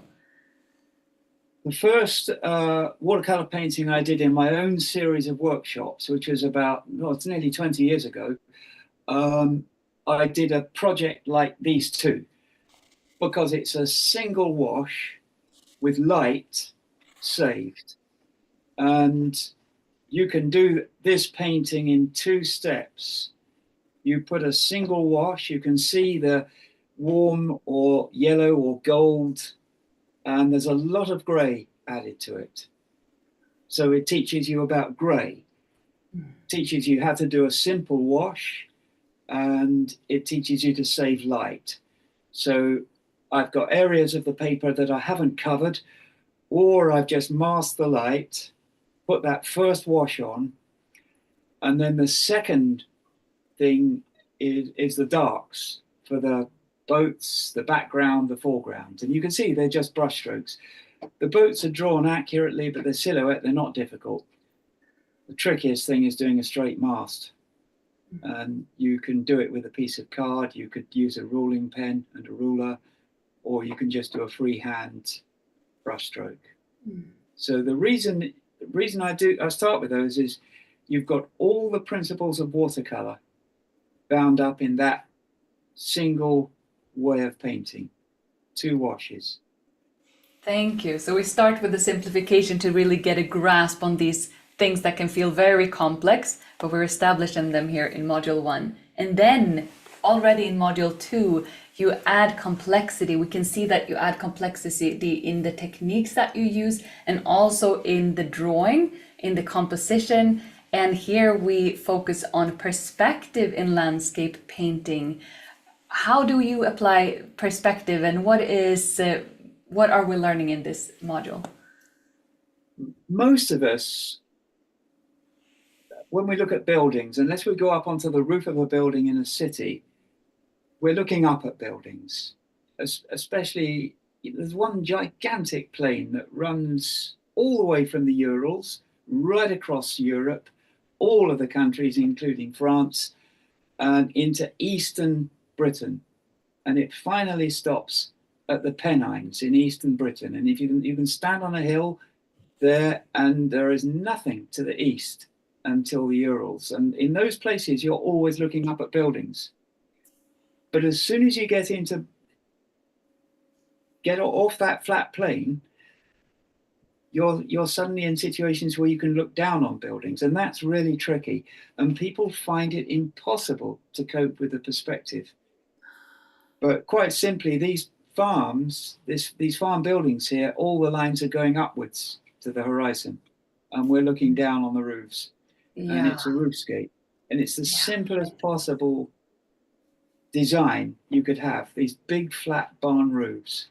So a very useful lesson in perspective, and once you've seen it, you'll be able to do it. There is a caution though with perspective. I learned again from this wonderful teacher in Sheffield called Margaret Ellis. I learned a lot from her. She actually came on my course one year, and I think I learned more from her than she taught, than I taught her. And she told me perspective is a language, and it takes a year to learn. And she's right.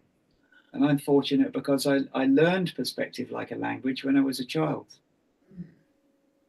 And here we get to hear some of that language, to see some of that language. And I can also see that there are several different lines and several different layers to this image. We have the foreground, we have the lines disappearing, and then we have these houses, the roofs, and then we have the background. So many levels in this one to create a sense of depth. So thank you so much for sharing that. The great thing about that, though, is that you'll find as artists, and your students listening to me, but basically I call you artists because we've all got our shortcomings, and I can assure you I've got mine. And I also, if I taught you face to face, I would learn something from each and every one of you that I didn't already know. I can guarantee it. And I guarantee you this, if you stand in a place like that, you will paint it, you'll be able to do it, because you just copy what you see, whether you know perspective or not. Thank you for that. Wonderful. And then we add another aspect of creating depth, which is aerial perspective and distance. So, what is that, and how have you chosen? What do we learn from this specific image, and why did you choose this? Well, I got very, very fortunate here. Um, Britain has this culture of farmers up on very high moorlands. Now, in Britain, you've only got to be 1,000 feet above sea level. And in the winter, it's like the Arctic. It goes down to -20.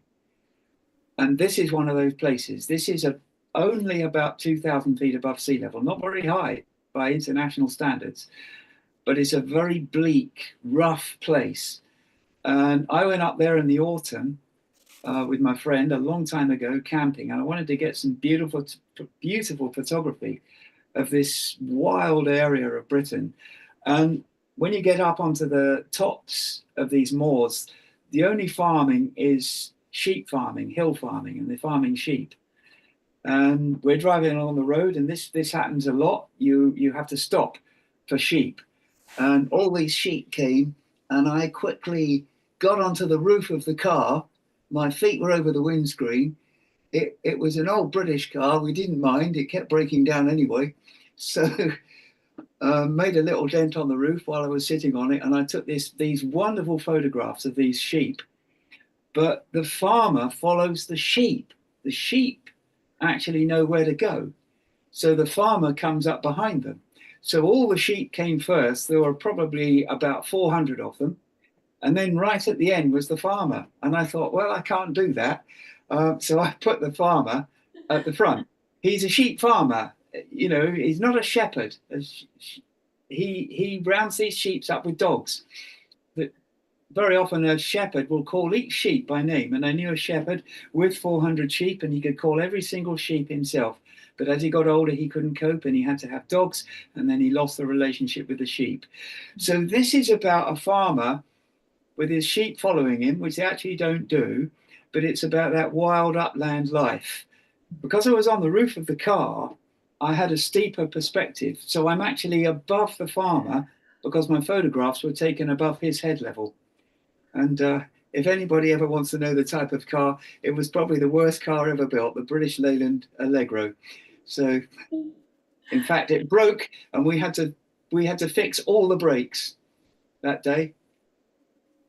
So Quite a story, and also funny to hear how you have changed the story of this image to suit yeah, your needs, and it's so I don't beautiful. usually do that. I haven't actually got the imagination. I just like what I see. But the farmer looks so great in his cloth cap and his traditional warm clothes in the winter. He won't be wearing any nylon. That will all be wool and worsted and leather shoes. So Yeah. It's beautiful. And for anyone who is wondering what specifically aerial perspective means, it is this that it's stronger and more saturation and higher contrast in the I'm glad you foreground, and mentioned then that. Yeah. as we move back, it becomes more light and fussed and sky colored, basically. And yeah, you definitely use those things to create a sense of depth and also increase the storytelling because our focus remains with the main characters thanks to the techniques that you've used. So thank you for sharing the story. And then we move on to this building a complex landscape. Now the student who has joined along in the first three modules will be ready for this. And this looks like, excuse me, this isn't achievable in the already.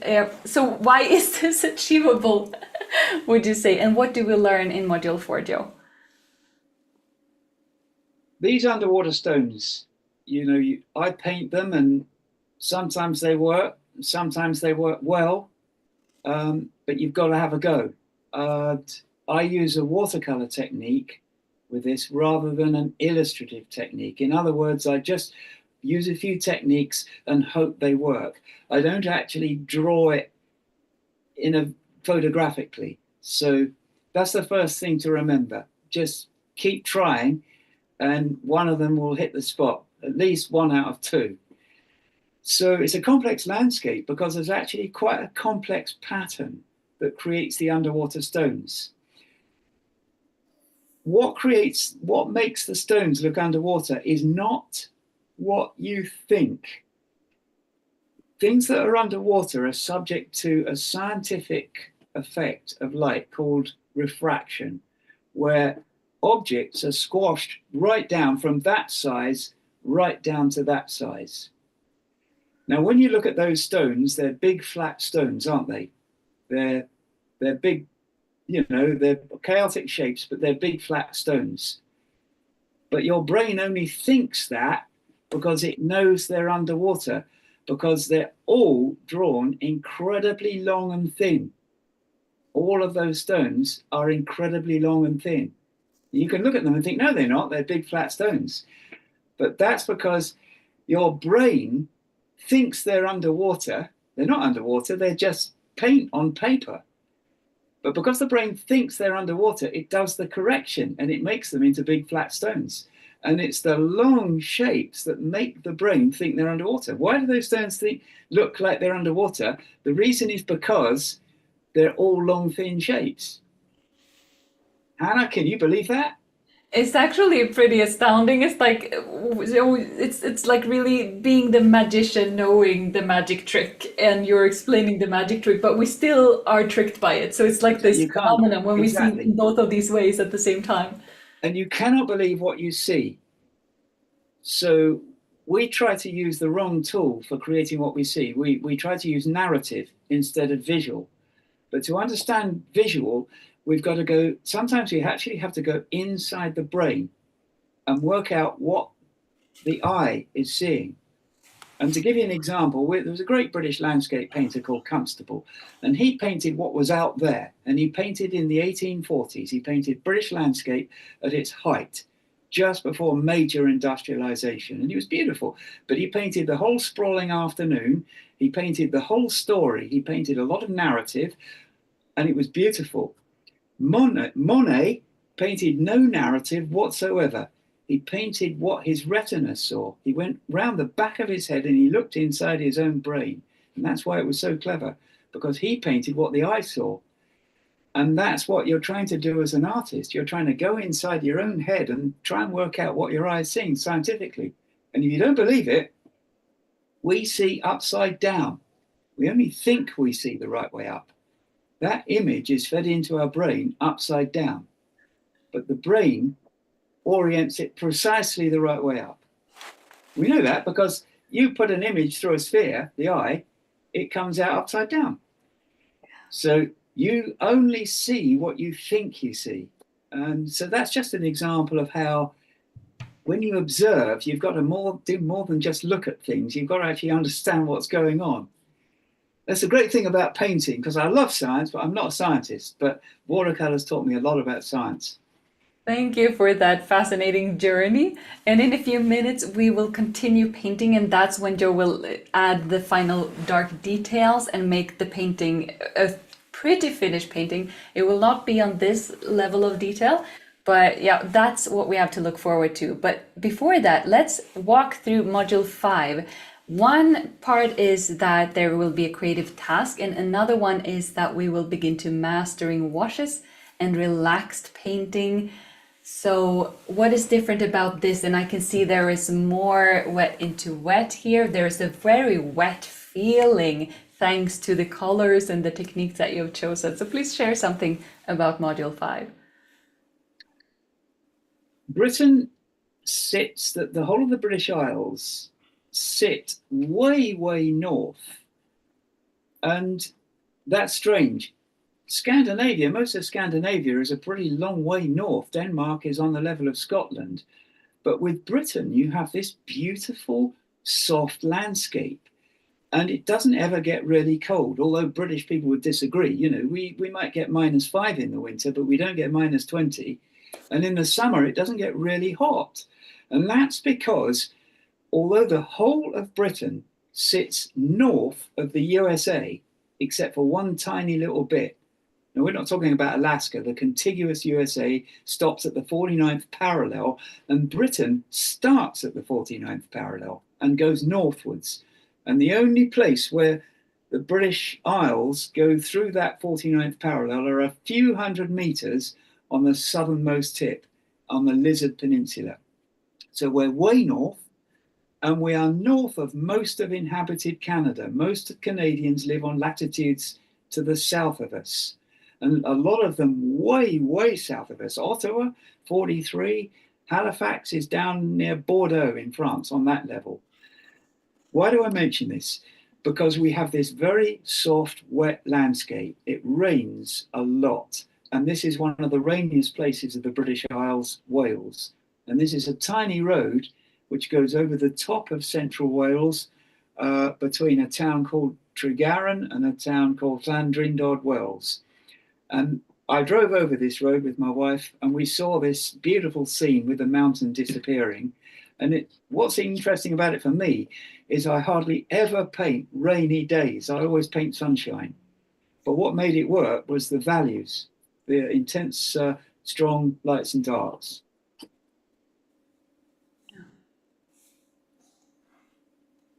And we can see that you have used very different techniques in this painting compared to the one that we are painting today. There's not that crisp splatter and vibrant greens. Instead, there's much softer, more subdued color choices, and also more wet, less crispiness, as apart for some areas where we have really hard edges. So yeah. Yeah, there are little odd tricks in here. You will all be able to do this, and lots of artists can do this, and a lot of them better than me. The mountain is lost and found edges. There's a hard edge, and then the rest of the mountain disappears into water. And that's the beauty of watercolor. That's all you have to do. You don't have to paint it. You just have to wet it and let the color flow into it. But there's a very interesting thing with the fence posts here that seems to catch everybody out. And that is that fence posts, well, what makes fence posts look like fence posts? And the answer is they get hammered into the ground, and they have therefore got very flat tops. They're flat because they've been sawn, but sometimes they're a little bit anvil shaped where they get hammered. So if you can find a way to do flat tops to fence posts, they look absolutely brilliant. And so many artists, when they paint the fence posts, where the brush goes in, they've got a round top. And when we look at them, we know they're wrong, but we don't know why. And the other thing is that sometimes a single brushstroke painted downwards, it makes the fence posts look like they're tapering downwards. But those tapered downward fence posts look like they're disappearing into the foliage. They don't really taper downwards, but it's just a way of doing flat top, single brushstroke down, and they disappear into the foliage. You can't actually see the bottom of the fence post. Thank you for those tips and tricks. And these are the 5 modules that are included in all of the pricing plans. And now we move to a module that is only part of the Premium Pro plan. So let's take a look at color and value in realistic landscape. Here we have this crispness that we are exploring today. We can see masking and lots of vibrant color choices, lots of contrast. Once again, we have perspective as part of it, and a lot of variation of green shades. There's so much beauty. So if you love the session that we're having today, but want to watch it with much higher resolution and more step by step approach, this is a perfect lesson for that. Do you want to share anything about this module and what we learn? Here we have some hints of the process. This is the same river about 1 mile further along, although to walk it, it's like, well, let's say it's 2 kilometers. But to walk it, it seems like 20 kilometers. There's just so much variety, and it takes such a long time to walk it. It's the same river, and it's doing exactly the same things. So we've got our spatter, we're looking into the light, we're looking toward the light source, and you can see step by step in detail how to paint these woodland rivers, rivers inside woodland. And when I first started painting for sale in galleries, I was working full time, and I was looking for simple scenery that I could cope with. So I was painting barns in open country, and that's quite easy. And I love these scenes, but they felt off limits to me because inside a forest, how do you paint inside a forest? Well, I saw the work of Richard Thorne. That taught me it was possible because he seemed to be able to paint anything. He still does. I look him up. He's a wonderful artist. And that taught me it was possible. And I started to break it down into these steps and did it myself. So I just teach exactly what I found works for being motivated to do beautiful landscape and paintings that people want to buy. It's such a beautiful painting. Thank you so much for walking us through and inspiring us to explore these things further. And for those of you who are interested in joining, let's just take an overview of what results you will achieve in the program Realistic Watercolor Landscape step by step. So first and foremost, learn to create basic landscapes using water and simple washes, and applying techniques to maintain brightness and light in a painting while working with watercolor. That is something that Joe teaches, so not feeling that watercolor makes it impossible to create vibrancy, instead learning the tools and the steps how to really save the lights and the brightness. And 3, understand the importance of value over color in creating strong compositions and paintings. 4, learn how to guide the viewer's eye into the painting using different tips like perspective and creating engaging and balanced works. And 5, see how to use color and value to suggest depth and distance. And 6, develop skills in creating realistic depth using perspective. And here we have the different pricing plans. We do have a discount. I will show you that in just a moment. And here are the different pricing plans. And we have a limited number of spots for the Premium and the Premium Pro because they also have individual written feedback from our professional curator. So when you join us today, you can join us on this exclusive offer with a wonderful discount and lots of bonuses. So here are the prices that we have, and as you can see, there are ranging from $289 to $149. And in the Premium Pro, we have the addition of the bonus module. We also have several other bonus features that we will discuss later on. And the main difference between the standard and the Premium and Premium Pro plans is that in the standard, you get all of the material from the 5 first modules. You get all of those step-by-step lessons in high quality. And the difference is that in Premium and Premium Pro, on top of that, you have also individual written feedback within the 90 days after purchasing from our wonderful professional curator.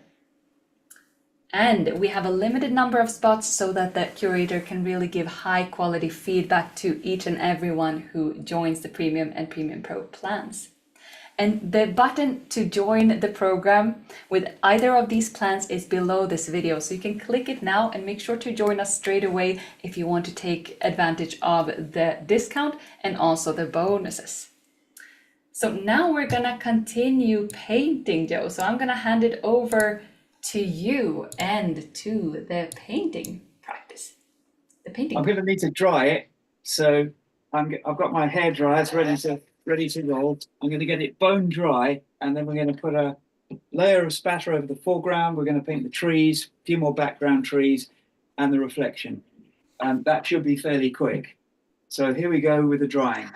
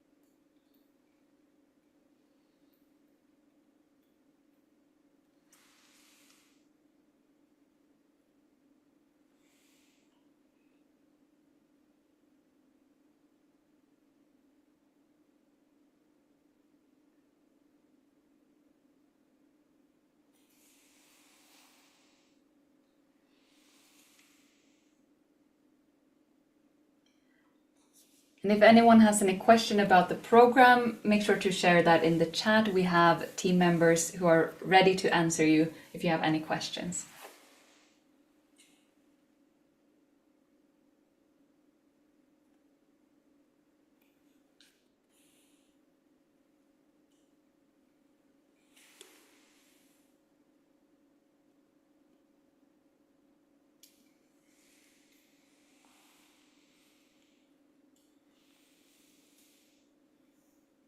Right, that's dry.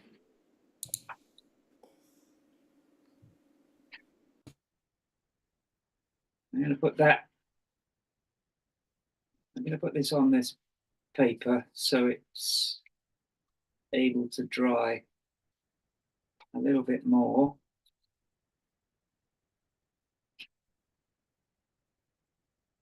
Now I'm going to start mixing color. So let me get another palette. Got an old palette here. That's an old palette. Hasn't been washed.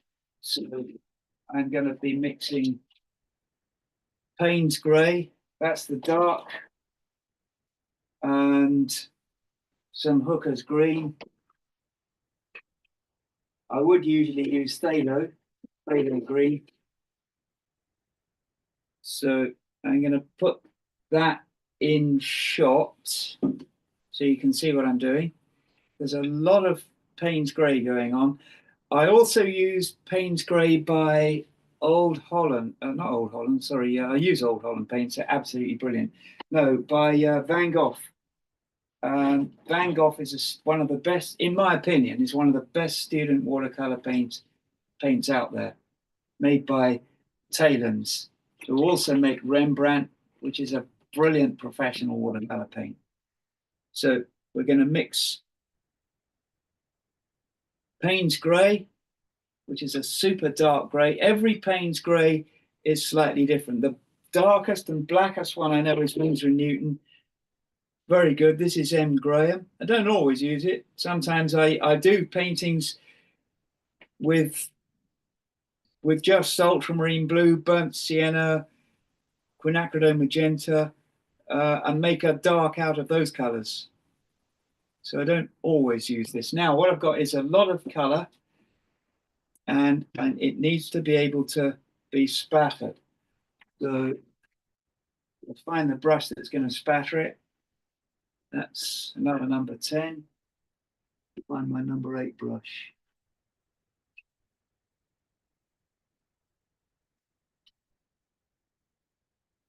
Put it away somewhere.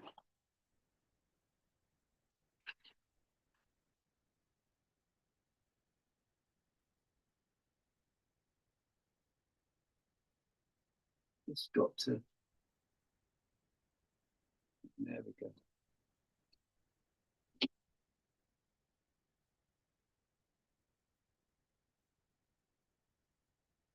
Just drying off my stencil. It got very wet indeed. So now we're going to do the same as we did before. Spatter water, spatter paint. Last thing I'm going to do is check that it is absolutely dry. Yeah, that's bone dry. Watercolor is the art of stopping. You stop one step and move on to the next. If you keep working something, it goes muddy. So here goes the spatter. Very strong in the foreground. Now we're going to spatter paint with the same brush because this is the ideal brush. I want my image. It's there. I've got it just out of shot up there. I need lots and lots of paint on this brush. I need to show you. I need to show you the palette. You need to see what's happening. I'm going to need more color in there, in that palette. But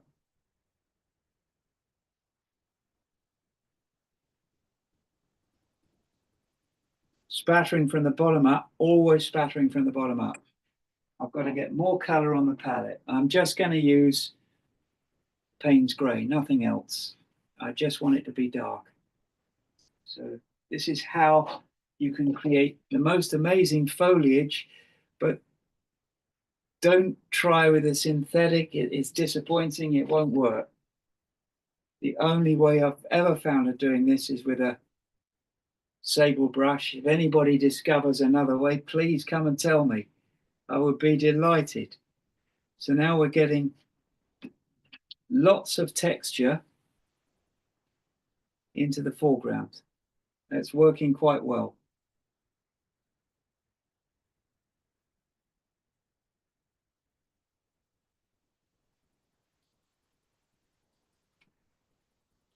I'm concentrating on getting vertical texture along the riverbank. It's more or less vertical. Another little trick you can do is with another brush, you can spatter water into the texture, and spattering water into the texture, and it just joins it up a little bit. But it's quite extraordinary how realistic it can look. If you can paint realistically, you can do anything. If you can just paint in an expressionist, emotional way, but not paint realistic, you're limited in what you can express. You can paint realistically and be as abstract as you like, but you'll have the tools. Now, I just need to spatter a little bit more water along here. Now, in the distance, the texture goes horizontally, so I'm just going to get that feeling by doing this sideways spatter. There we go. Now I'm going to take this off so I can actually see what's happening.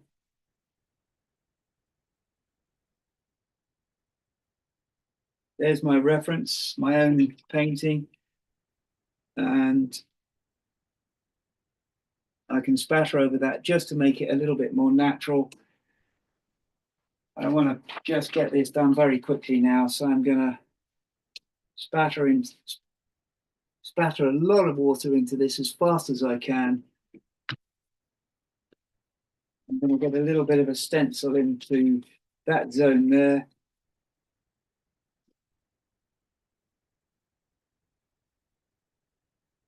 So splattering water, and we're going to be ready to spatter more paint just along here.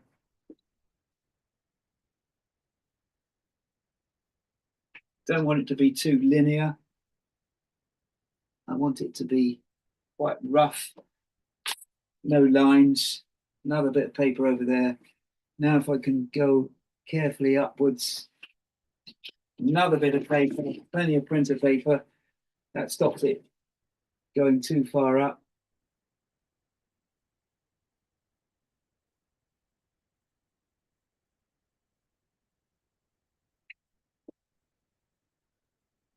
And then we can spatter a little bit more water, another clean brush, and I'm spattering water along there, and then I can actually brush into the spattered water like that for long linear shadows. So that's that done. Now you can do this, which is just take out the brush along the lower riverbank. You need more color. So more, put that in shot, more Payne's grey going in. And then once I've got this foliage, and this is the most difficult part, after this is just put in the trees and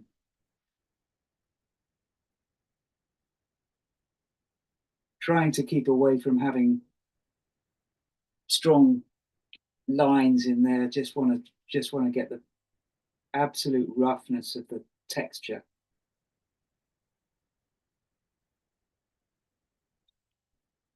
And spatter a little bit more water over that. That just blends it in, makes it natural. And these are not leaves, they're shadows. You're painting the shadows between things. Now we get ourselves into the distance. I need to see where's the base of this woodland, because the woodland is quite dark. I'm going to brush up and down with water. If you listen carefully, you might hear it.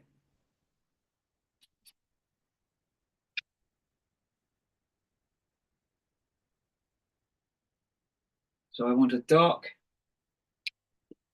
edge there.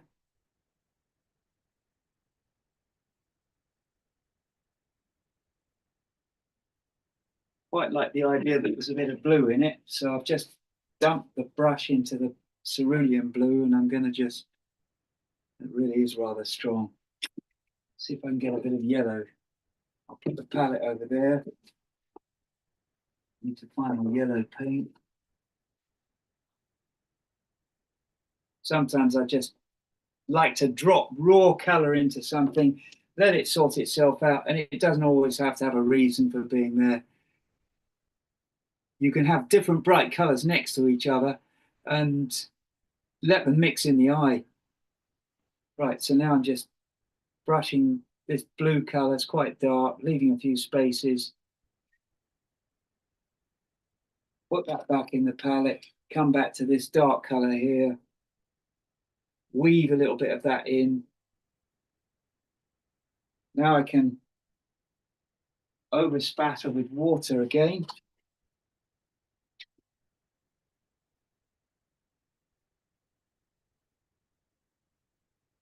I want to lose the hard edges. It's surprisingly accurate, that spatter. You can get some great detail, you can get great accuracy with it. We can brush that up. So we've got some soft dry brush effect. We've got nice hard edges as though there was foliage shining in the sun, sunlight shining through it. Blend of hard and soft. I've got a mirror here. I use a mirror. So there's a car mirror. I've had it years and years. It's even got a nice handle to hold it with. Look, see, just there. So I'm holding the mirror. I'm looking at it in the mirror because at this stage it's hard to tell what's going on. You need the second opinion. The mirror gives me that. So now I want lots of dark. So I've got Payne's grey, a little bit of burnt sienna. I'm going to get some green from here. I'm going to put it into this palette here. A little bit of burnt sienna, a little bit of dark, a little bit of green. And we're going to brush a darker layer of trees into this zone here. Let me just straighten that up again. I'm going to spatter some water across the background. Now, what this will do is diffuse the trees into the background. In fact, there's no sky in this painting. I'm treating the forest as the sky. The forest is diffusing the light just like clouds. So now I've got my color ready. I can start to put in trees like that. I want to keep them incredibly irregular. As thin as I can get them.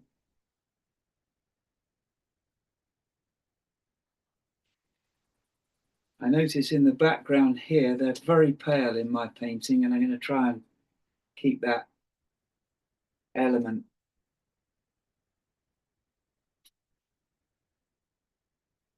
I want the grey, pale grey, not much colour. I'm brushing to get, I'm trying to clean the brush and get just grey. That's it. Now we're coming across. We've got the distant forest, and it's incredibly broken up. And as the motif for this, I think of a barcode. Barcode is a brilliant sort of way of thinking about a forest.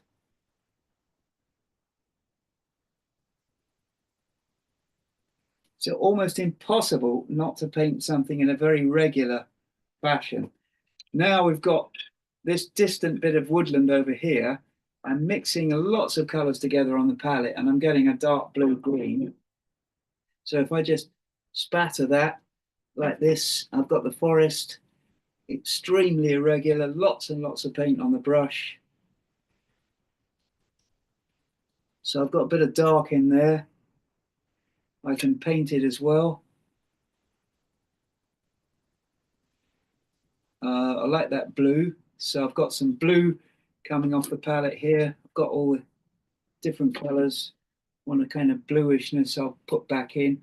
I'm using the edge of the paper to get the color blended in.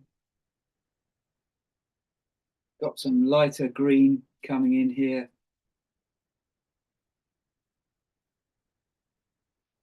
go vertical, horizontal. I'm thinking of the direction the brush strokes need to take. Different colors. If this is Arches, 300 GSM rough, very reliable paper, and I always like to think of it as the Volkswagen Golf of paper. The Volkswagen Golf was for many years known as a very robust, strong, reliable car that always started in the morning, and Arches was like that. It always seems to work.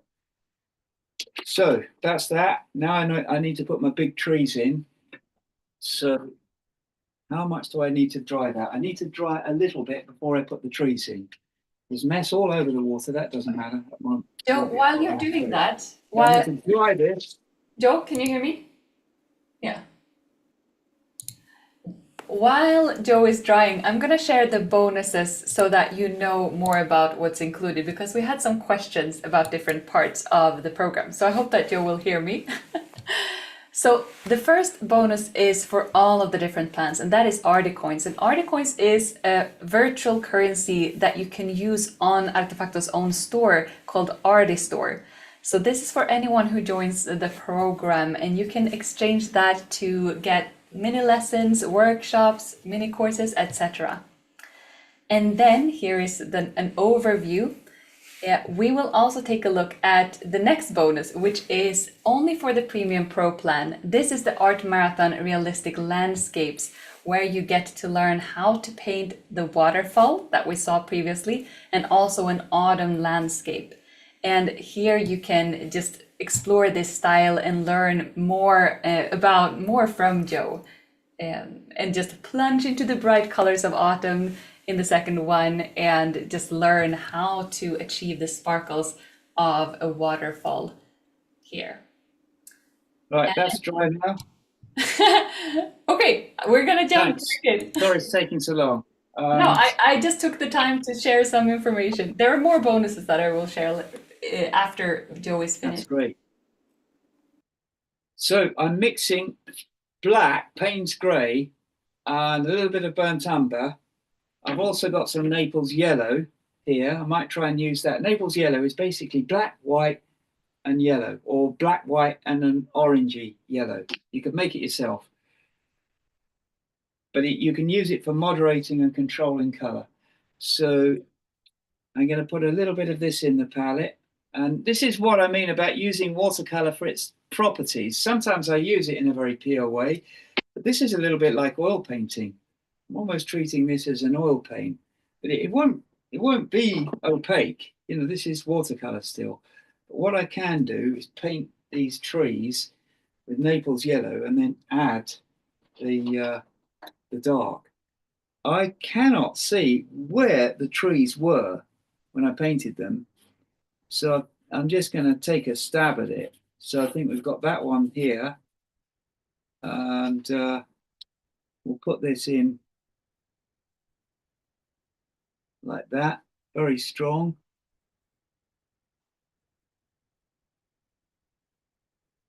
And rough. So the paper, the paint is coming off the brush quite unevenly. I want to look at it in the mirror. One of the worst problems when we paint trees as artists, this is a problem we can all have, is we just do them too thin. I don't know why. But I want to get them nice and big.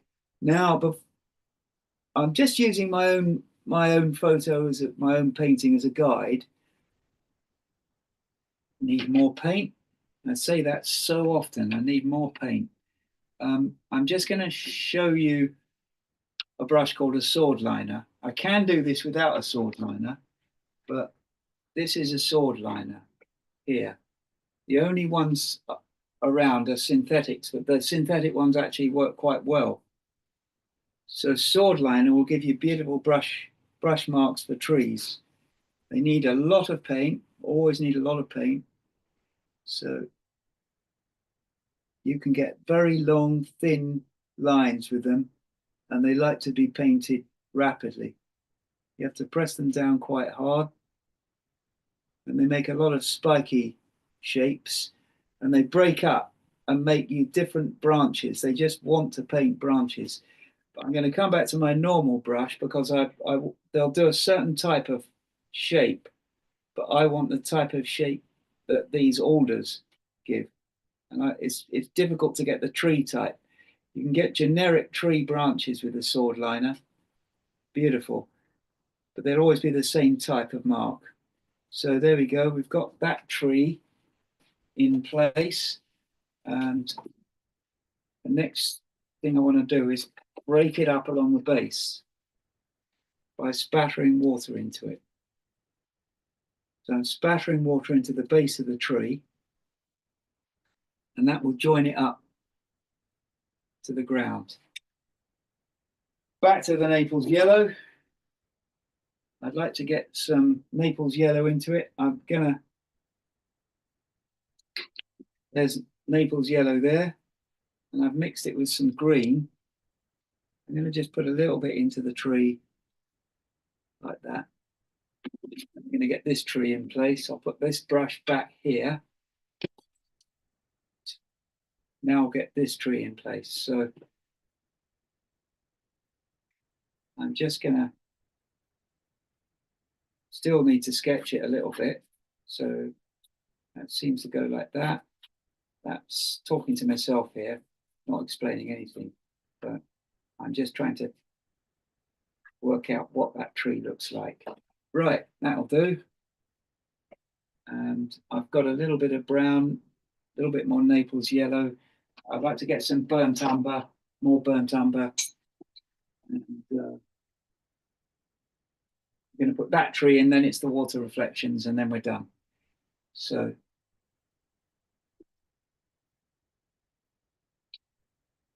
I'll show you the palette. You must see the palette. You must see what's going on. Try and explain everything.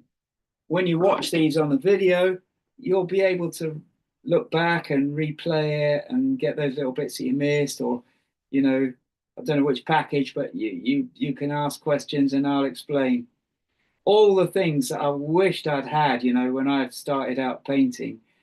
I thought, well, I used to sit by a river and wishing some artist would come along and tell me how they do it and how they do a sky. And I used to paint plein air, never ever see another soul painting plein air, painted plein air from 1964 right up into the 80s. Never saw a single artist out there when I was painting.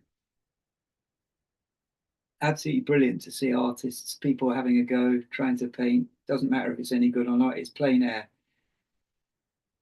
Right, there we go. I'm using the sword liner because it's quick. And you have to really press the thing down. There you go. Why? Nice big blob there. I'm going to just really hit that with a damp tissue. Put the board back where it was before. Joe, I have a suggestion, just to make sure that we use the time very well. So my idea is that you take a break from painting. I walk through the details of the logistics, and then during the Q&A session, you paint the water and answer some questions. How does that that's sound? a good idea. Excellent. Oh, I love it when when the break provides solutions. That is often required as an artist, but also as just to a... explain this, I have to do this right now. I've wet below the tree with a few little brush marks. So it's broken. There's some lights and darks in there where the tree will follow where I put the water, and I'm putting a little bit of a shadow along there by applying some paint into the water. And then just here, I'll just put a little bit more detail into the distant riverbank. That's about it. So, Okay, are you ready to take a break?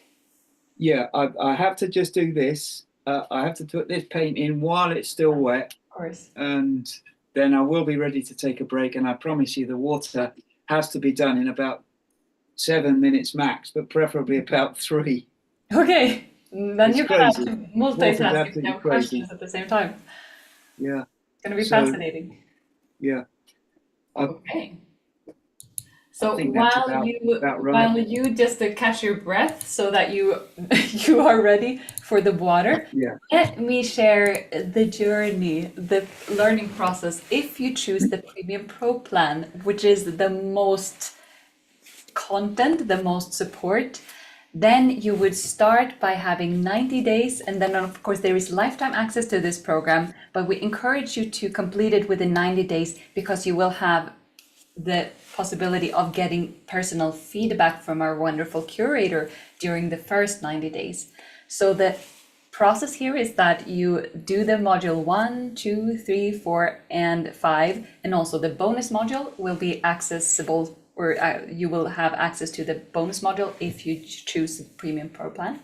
And then we also have a support system to help you even further during the additional 3 months. So after these 90 months are over, you will get exclusive access as a bonus to a wonderful, strong community with additional support. And we're gonna take a look at that additional support. We've had many questions in the chat about that. It's something called Artefacto Family 3. And you will have access to that after those 90 days, which we want you to use to focus on the program, Realistic Watercolor Landscapes. And if you choose the Premium Pro plan, you will get access to Artefacto Family 3, which includes one theme per month.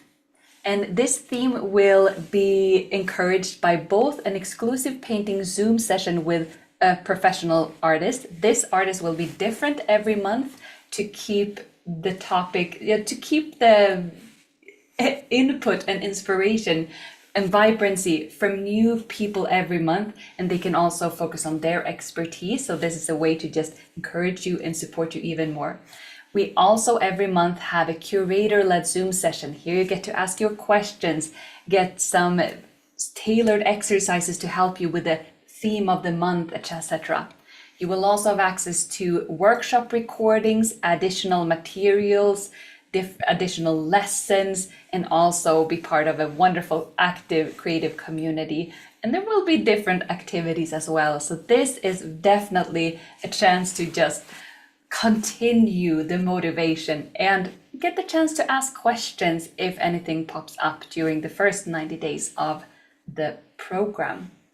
Artefacto Family 3 is a membership that is ongoing, so you will have access for the months that you have access, and then when you stop being a member you will not have access anymore. So during 3 months you will have access to these live Zoom sessions with a wonderful watercolor artist, curator-led Zoom sessions where you get personalized guidance and feedback, recordings of open workshops that are conducted throughout the month, a club library of lessons from world-class masters, and as well additional materials and club activities. And we also have a wonderful, active, super kind and loving and supportive community.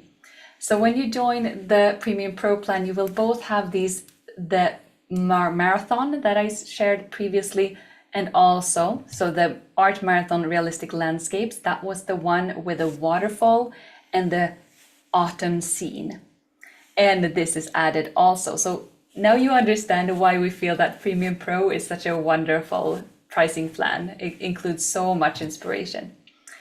And here are the different plans. If you have any further questions, you can just email us at info@artefactoschool.online. I think I said that correctly. info@artefactoschool.online. And make sure to join us while we still have the bonuses, the discounts, and any spots available, because there's a limited number of spots for the premium and also for the Premium Pro plan, which have individual written feedback from our curator. So we're super excited to welcome you to this brand new program by Joe Dowden. And we're looking forward to seeing your amazing progress that you will get when you join and dedicate time and passion and focus to just get to the next level in your watercolor journey. And how it all works is that you simply click the join the course button. You choose the plan that works best for you, and then you can pay using bank card, PayPal, Google Pay, anything that you want. It's a secure payment, so we don't get access to any of that information. And after that, you will receive an email with access to the course so you can get started. We also have a guarantee, so if you, after a couple of lessons, realize that this was not the right fit for you, just email us and we will give you all of your money back. And if you are unable to handle the total fee at once, we do have the option to make payments in 3 monthly installments. So then you can just click, I want to pay monthly, and that will be sorted for you. And after the 3 months of payment, that's when you will get access to the bonuses and to the lifetime access of the program. So we hope that you join us now so that you get the best price, so that you get the Artie coins, the bonuses, and yeah, just take part of this wonderful journey that lies ahead of you. So with that said, it's time to both watch Joe painting the 3-minute magic. And if it's too intense, Joe, for you to do that while at the same time answering questions, I totally understand. So I'm gonna let you decide how to progress. No, that's okay. Yeah, fire away, because I always have to paint like this. And if I really find I can't cope with it, that I'll just say so, and everybody will be quiet. But we're all artists. We're all about the same. We all think the same. I always find that. I've worked with painters from 5 continents last week, and we're all about the same. There's a great fellow feeling among painters as well. So what I'm doing is just finishing this few little lines to complete it. And I wanted to put a little bit of detail on here.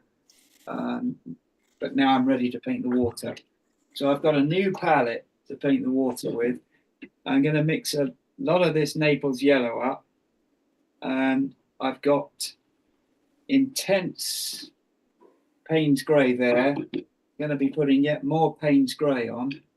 I've painted a painting before with 32 colours in one painting, and it was absolutely fine. And I exhibited it alongside a painting that I'd taken 3 weeks to paint, and there were only 5 colours in that painting.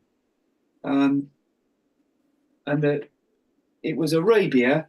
There wasn't much green. I used quinacridone gold and a little bit of blue for palm trees, but it was very, very colourful. So I don't have a set rule. Now I'm just going to try and mix this intense dark river water reflection. So I've got lots of Payne's grey there. I need yet more Payne's grey. So I'm putting a blob of Payne's grey on there. I was told many years ago that if I wanted to get into the top exhibitions in Britain, these superb Royal Societies they have, we're very fortunate, but they wouldn't accept green paintings and bright green paintings. And that's what I painted. So at that time, I was unable to exhibit, but I had a mentor who helped me. She was the wife of a brigadier general in the British Army. And she was very kind to me. She recognized that, she liked my paintings. But and she gave me a lot of good advice. So now I'm ready to start applying color. I need to make sure everything is in place. And I liked the blue in there, so I'm going to make sure I've got some blue, cerulean blue. Some advice with cerulean blue. Put it on once, very wet, and leave it alone. You cannot go back to this stuff. Just put it on once and leave it alone. It bites straight down into the paper, and as soon as you try and brush it about, it won't shift. It just goes muddy. It drives down into the fibers instead of sitting on the surface. Other colors are not like that. You can get away with it. So now I want to get lots of color on there. I'm going to move these out of the way. The painting is surrounded by palettes. This is the most important part of the painting. I also need some yellow paint. Got the Sheminka yellow. I'd like to use that, but I can't get the lid off. I really can't get the lid off that. I'd have to go to the kettle and get the kettle on it. But it's difficult plein air because the lids stick fast. But they're such good paint, Sheminka. Unbelievably good. Highly, highly controllable color. and they don't form hard edges. Right, got lots of yellow there now. So I need a base color for the wash I'm going to put on, and it's quite thick. So I've got Naples yellow and cadmium lemon. You need to see the palette. Cadmium lemon, Naples yellow. And here it goes. We're going to just brush it on. Sometimes I wet the paper first, but this is going to go wet onto dry, wet onto dry. And I'm going to paint in stripes, straight down from the riverbank, and horizontal stripes. And then while that's wet, I'm going to apply dark paint straight into it in stripes. Naples yellow is a little bit thicker than I'd really like it, but things are never perfect. They just have to be satisfied. So now we're going to get a nice, well-pointing brush. My number 8 is the best one for this. I'm going to follow the major tree reflections down. There we go. And vertical, these are vertical marks. You see, they're vertical. Vertical equals wet. Vertical equals wet. Blurred and vertical especially. Now I'm going to just get some blue paint from here, kind of imitating what I did before. A little bit of blue in there.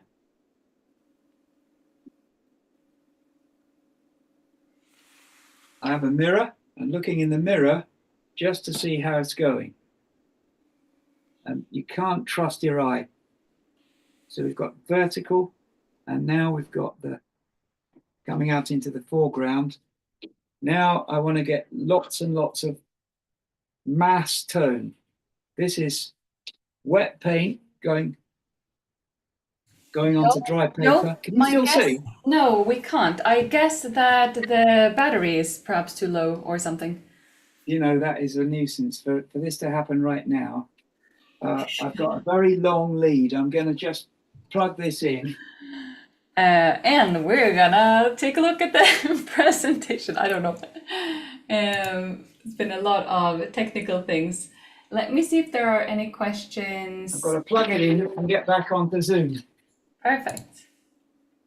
We had a question about that you prefer M. Graham paints, but you use several different brands. Yeah, I've used Schminke and Winsor & Newton. Winsor & Newton, yeah. I'm just getting some water on there to keep it alive. I just spattered water on. It was very inconvenient timing. To come back to life. Really bad time, but don't worry, we'll sort it out. I've got to put the lamp back here.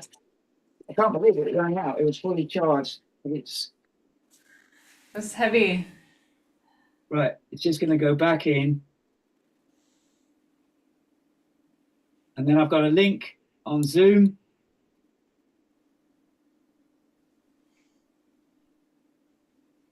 Okay, it started.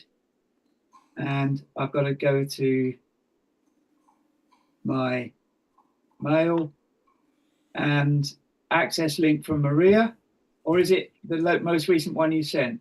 Both of them, they're the same. Right, okay, here we go. Zoom Workplace, we're nearly there. Yeah, let me share this screen just so we can observe the final image. The inspiration image. I think I've got to mute it. I've got to start the video. I've got to go to disconnect audio. And now I've got my picture.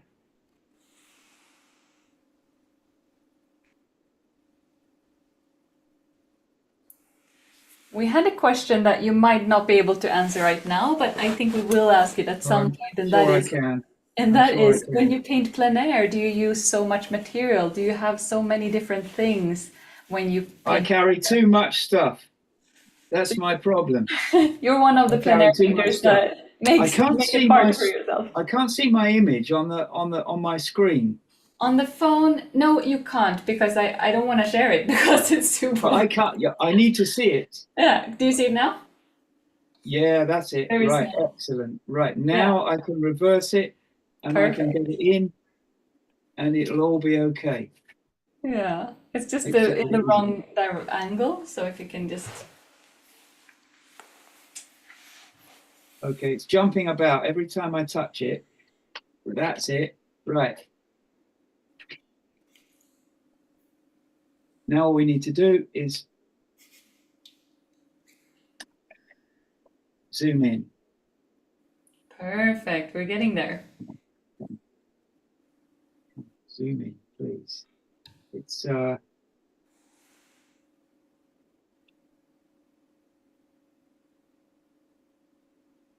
trying Terina, to zoom it in. I'm longest trying to get workshop it to ever, zoom but in, a but it happy won't do smile. it.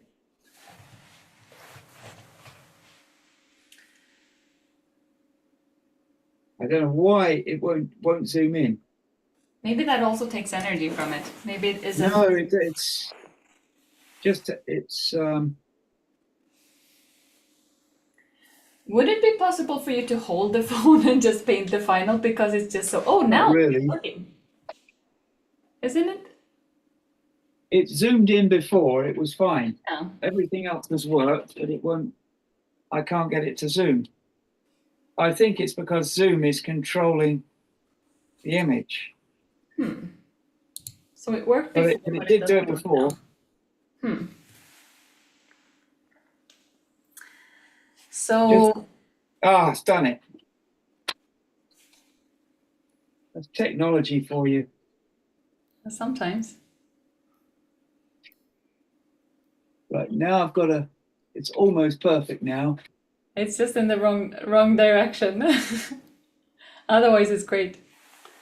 If we all tilt our heads, it's I've got to perfect. get the wire out of the way.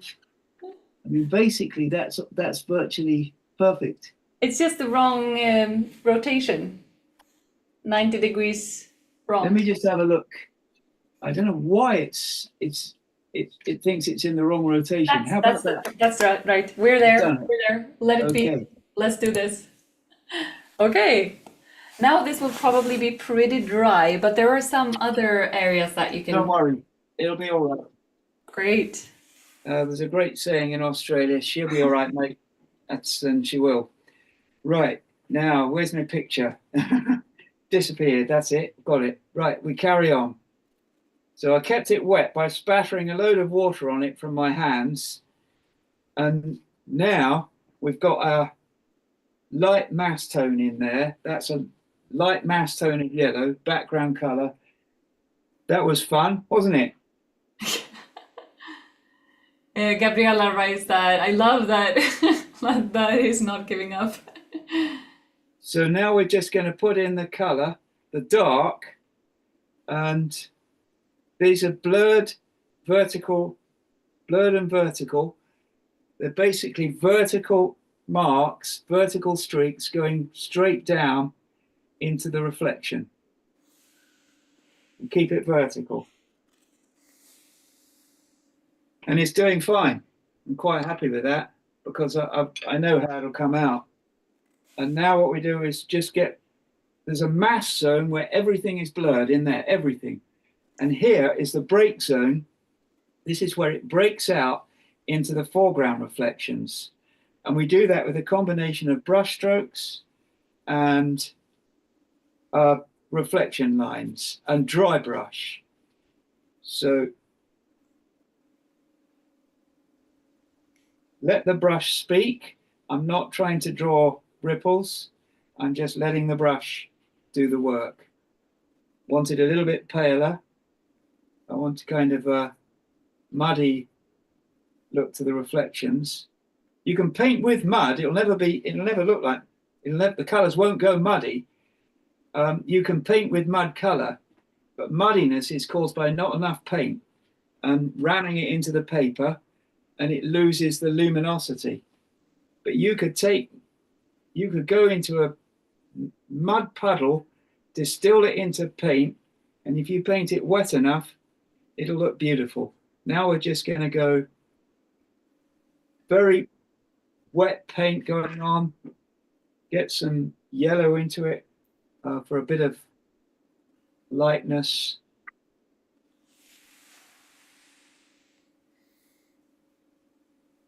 The main thing is it needs to flow off the brush.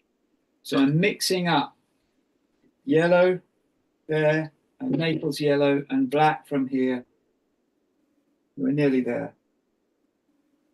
So that's the tree reflection will go down there, but you wouldn't see it. This is all tree canopy reflection. It's just chaotic reflections from the tree canopy. And then here, we're going to go a little bit paler.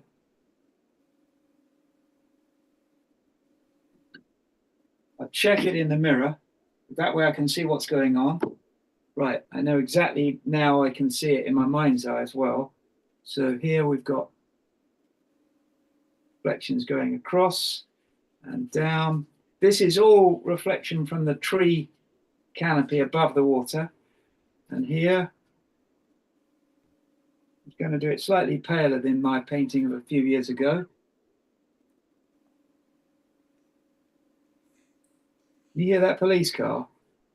No, the zoom is cutting that off. Siren. You've got software that cuts it out. It's really blurry now, the image. I hope that it can find the sharpness again. Let me just have a look. Oh, yeah. Right. Try and give it something to focus on. Okay.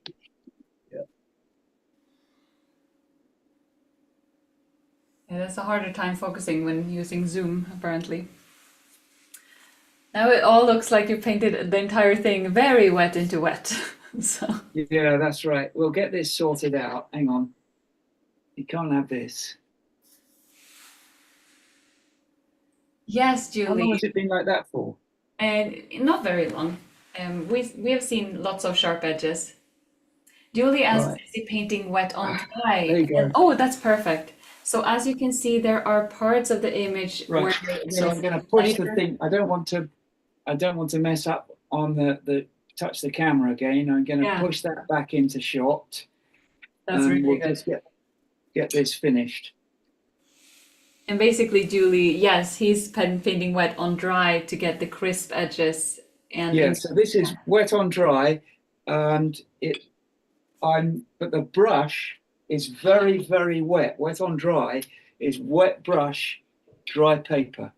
I think my elbow going across it made it go out of focus, you know. I think that's what happened before. Right, now I've got more Payne's grey, possibly not quite enough, but I'm just going to put these darks in and dark verticals. And here it is instead wet into wet because you've already painted it. Yeah, that's it. Wet Yeah. into wet there. Mhm. And I need yet more Payne's grey. So there's a lot of dark going in, but it's nearly finished. And look at it in the mirror. Look at it in the mirror, because that really helps me to see what's happening. So I see stuff that's missing. So just here, for example, we want to go up under these bushes. We're going to get rid of all that white there. Of course. And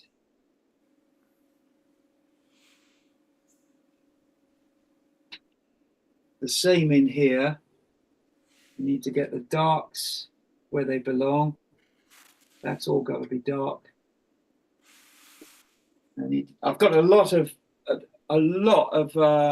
Naples yellow on there. Bit too much, really, but basically I need to get the black into it so I can overpower the Naples yellow. And then here we've got some more darks going in. I need to just do something under that riverbank. Lots of little bits and pieces, but it's basically finished. It's incredible how many techniques we've seen in action during this demonstration. Yeah. And so many tips. It's incredible. It's very nearly finished. I'm just going to get a clean brush.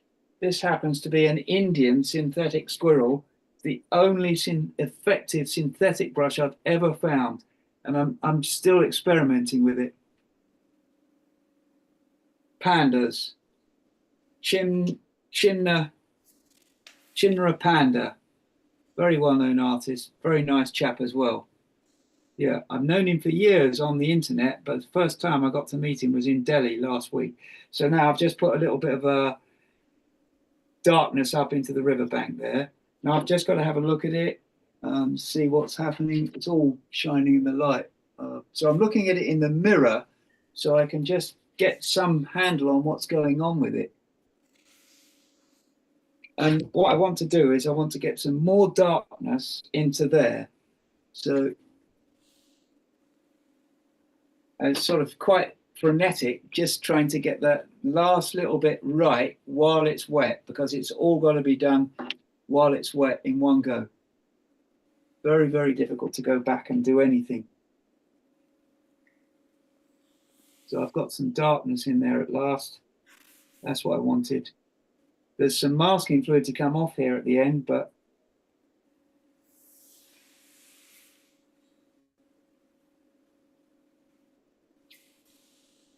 that's more like it. Now I'll just have a look at that and see how it's doing. Look on the monitors. Oh, it's just so much reflection from the light. So all of that is obviously light reflection from the LED lights, but I'm just going to finish it off now.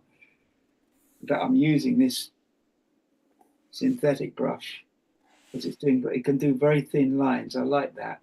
That was one thing I noticed about it when I used it last week in a workshop. It would do very thin lines.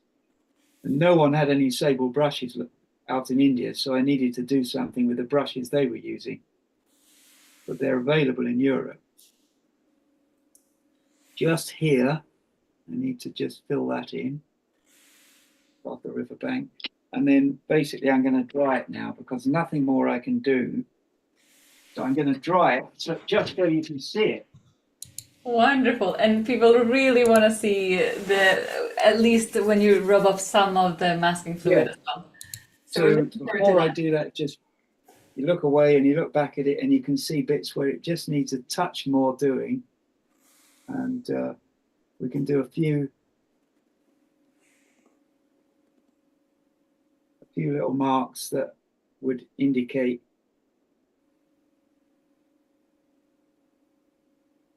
but the danger is always the ever-present danger of overworking. At this stage,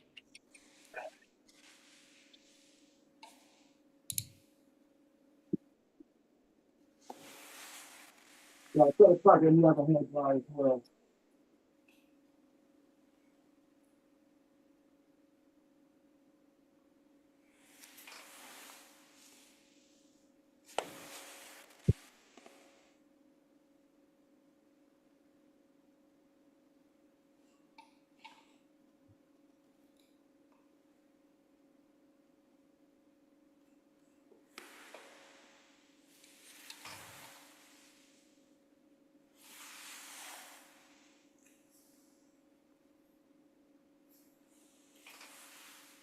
And we've had several questions regarding the masking fluid, and Joe has not removed that yet, so it's still on. That's what's going to create the next level of light effects when that is removed. Thank you, Elizabeth, for your comment.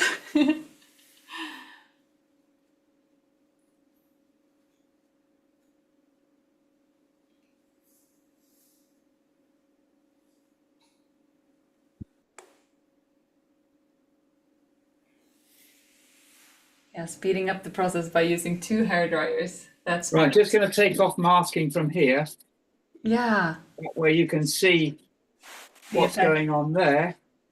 Wow, so much light that just popped back into the picture. And then there's going to be a lot of stuff coming off out of the sky. Ooh. So then there's a little bit of snagging where we basically fill back in what we've taken out. But that is very rapid, I can promise you. So I'll show you how that goes. So we've got everything out of the sky.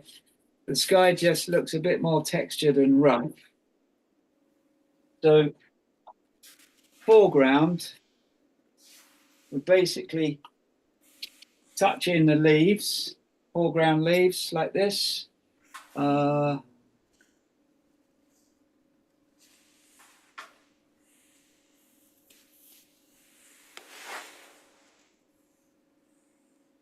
Little bit more color. Here, where they cross over the trees is brilliant because we can just touch them in with yellow, and it's picking up the surrounding color. It's hardly anything to see actually, but it just means you've got a few yellow leaves in front of the tree. That's the theory of it. Right, that's We had a question that. that I think we had a question, Joe, regarding the size, because this is a smaller painting, and the one that you used as a reference, it has so much detail. So my guess is that that was bigger. Do you remember how big that original painting was? It's probably 17.5 inches. There's not that much difference. We measure with an A4 sheet, that's 12 inches. Half of 12 is 6. So let me just make a line halfway through that A4. 12 inches to there. And that's 6 inches. So that's 3. 12 and 3 is 15 inches across. So this is 15 inches across. So the original painting was more that you created smaller details. It was not that it was a bigger painting that This much. would have been about 17.5 inches. Yeah. And I found that 17.5 inches is the absolute optimal size. Now we're going to do a little extra trick here. Originally, this was painted on Whatman paper, which behaves quite differently from this stuff. But this trick will still work on this paper. We're going to lift by rubbing water along it. And by doing that, we get a little bit of a streak. And we're going to do it again, slightly converging. So that gives us these muddy, sunlit streaks of light. Then we can go over it with a bit of yellow paint like that.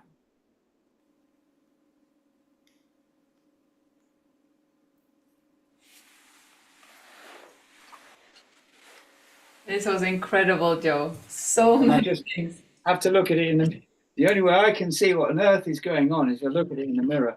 Then this is slightly more awkward. We have to go get some vertical lifts. This gives you blurred and vertical lifts, and I have to touch it back in again with a little bit of color. So, but it works fine. So we've got yellow paint nearly running out of that as well. Cadmium lemon as well, it will overpower paint underneath. So you can actually paint cadmium lemon over dark and get these very beautiful light highlight effects. Once that's in place, then I just have to lift again, dry it again, and we're done. So I'm just doing a bit of lifting, gentle, soft highlights being lifted there. And I want a lifted highlight across here. We've got a lot of masking to take off there. Won't take a second, but that's that. I think that's just about done. So I've got to dry it completely now. I'm taking all the palettes away and take that away, straighten the image out. I might have to, so I've got the masking to come off there. I'm looking at it on the monitor and I'm strengthening it. I used to do this when I was working in a TV studio for teaching art. I realized that you could actually paint to the monitor. That's gone white on the monitor, but it's only because of the reflection from the light. So what I'm going to do now is dry it, and then you'll see the color. Okay.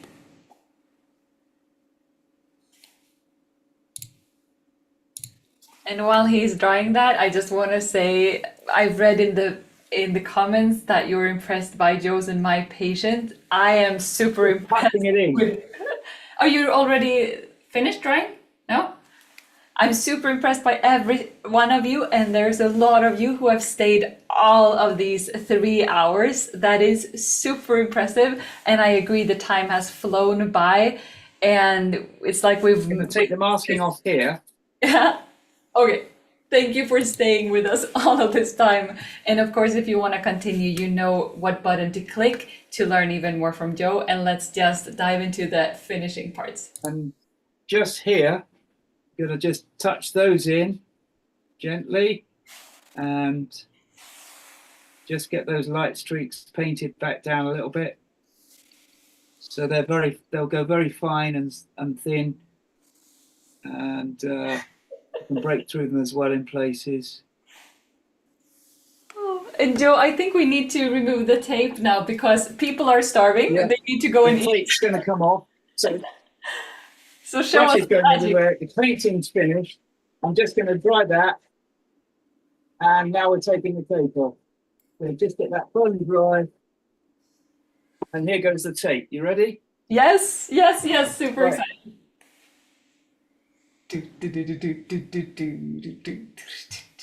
I hope you got this recorded. Yeah. So I'll get out of the way so you can see it come off. Comes off as well.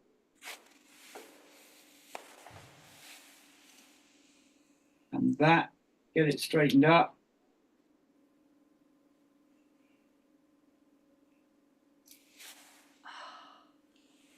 It's beautiful, Joe. That's it. That's it. Wonderful.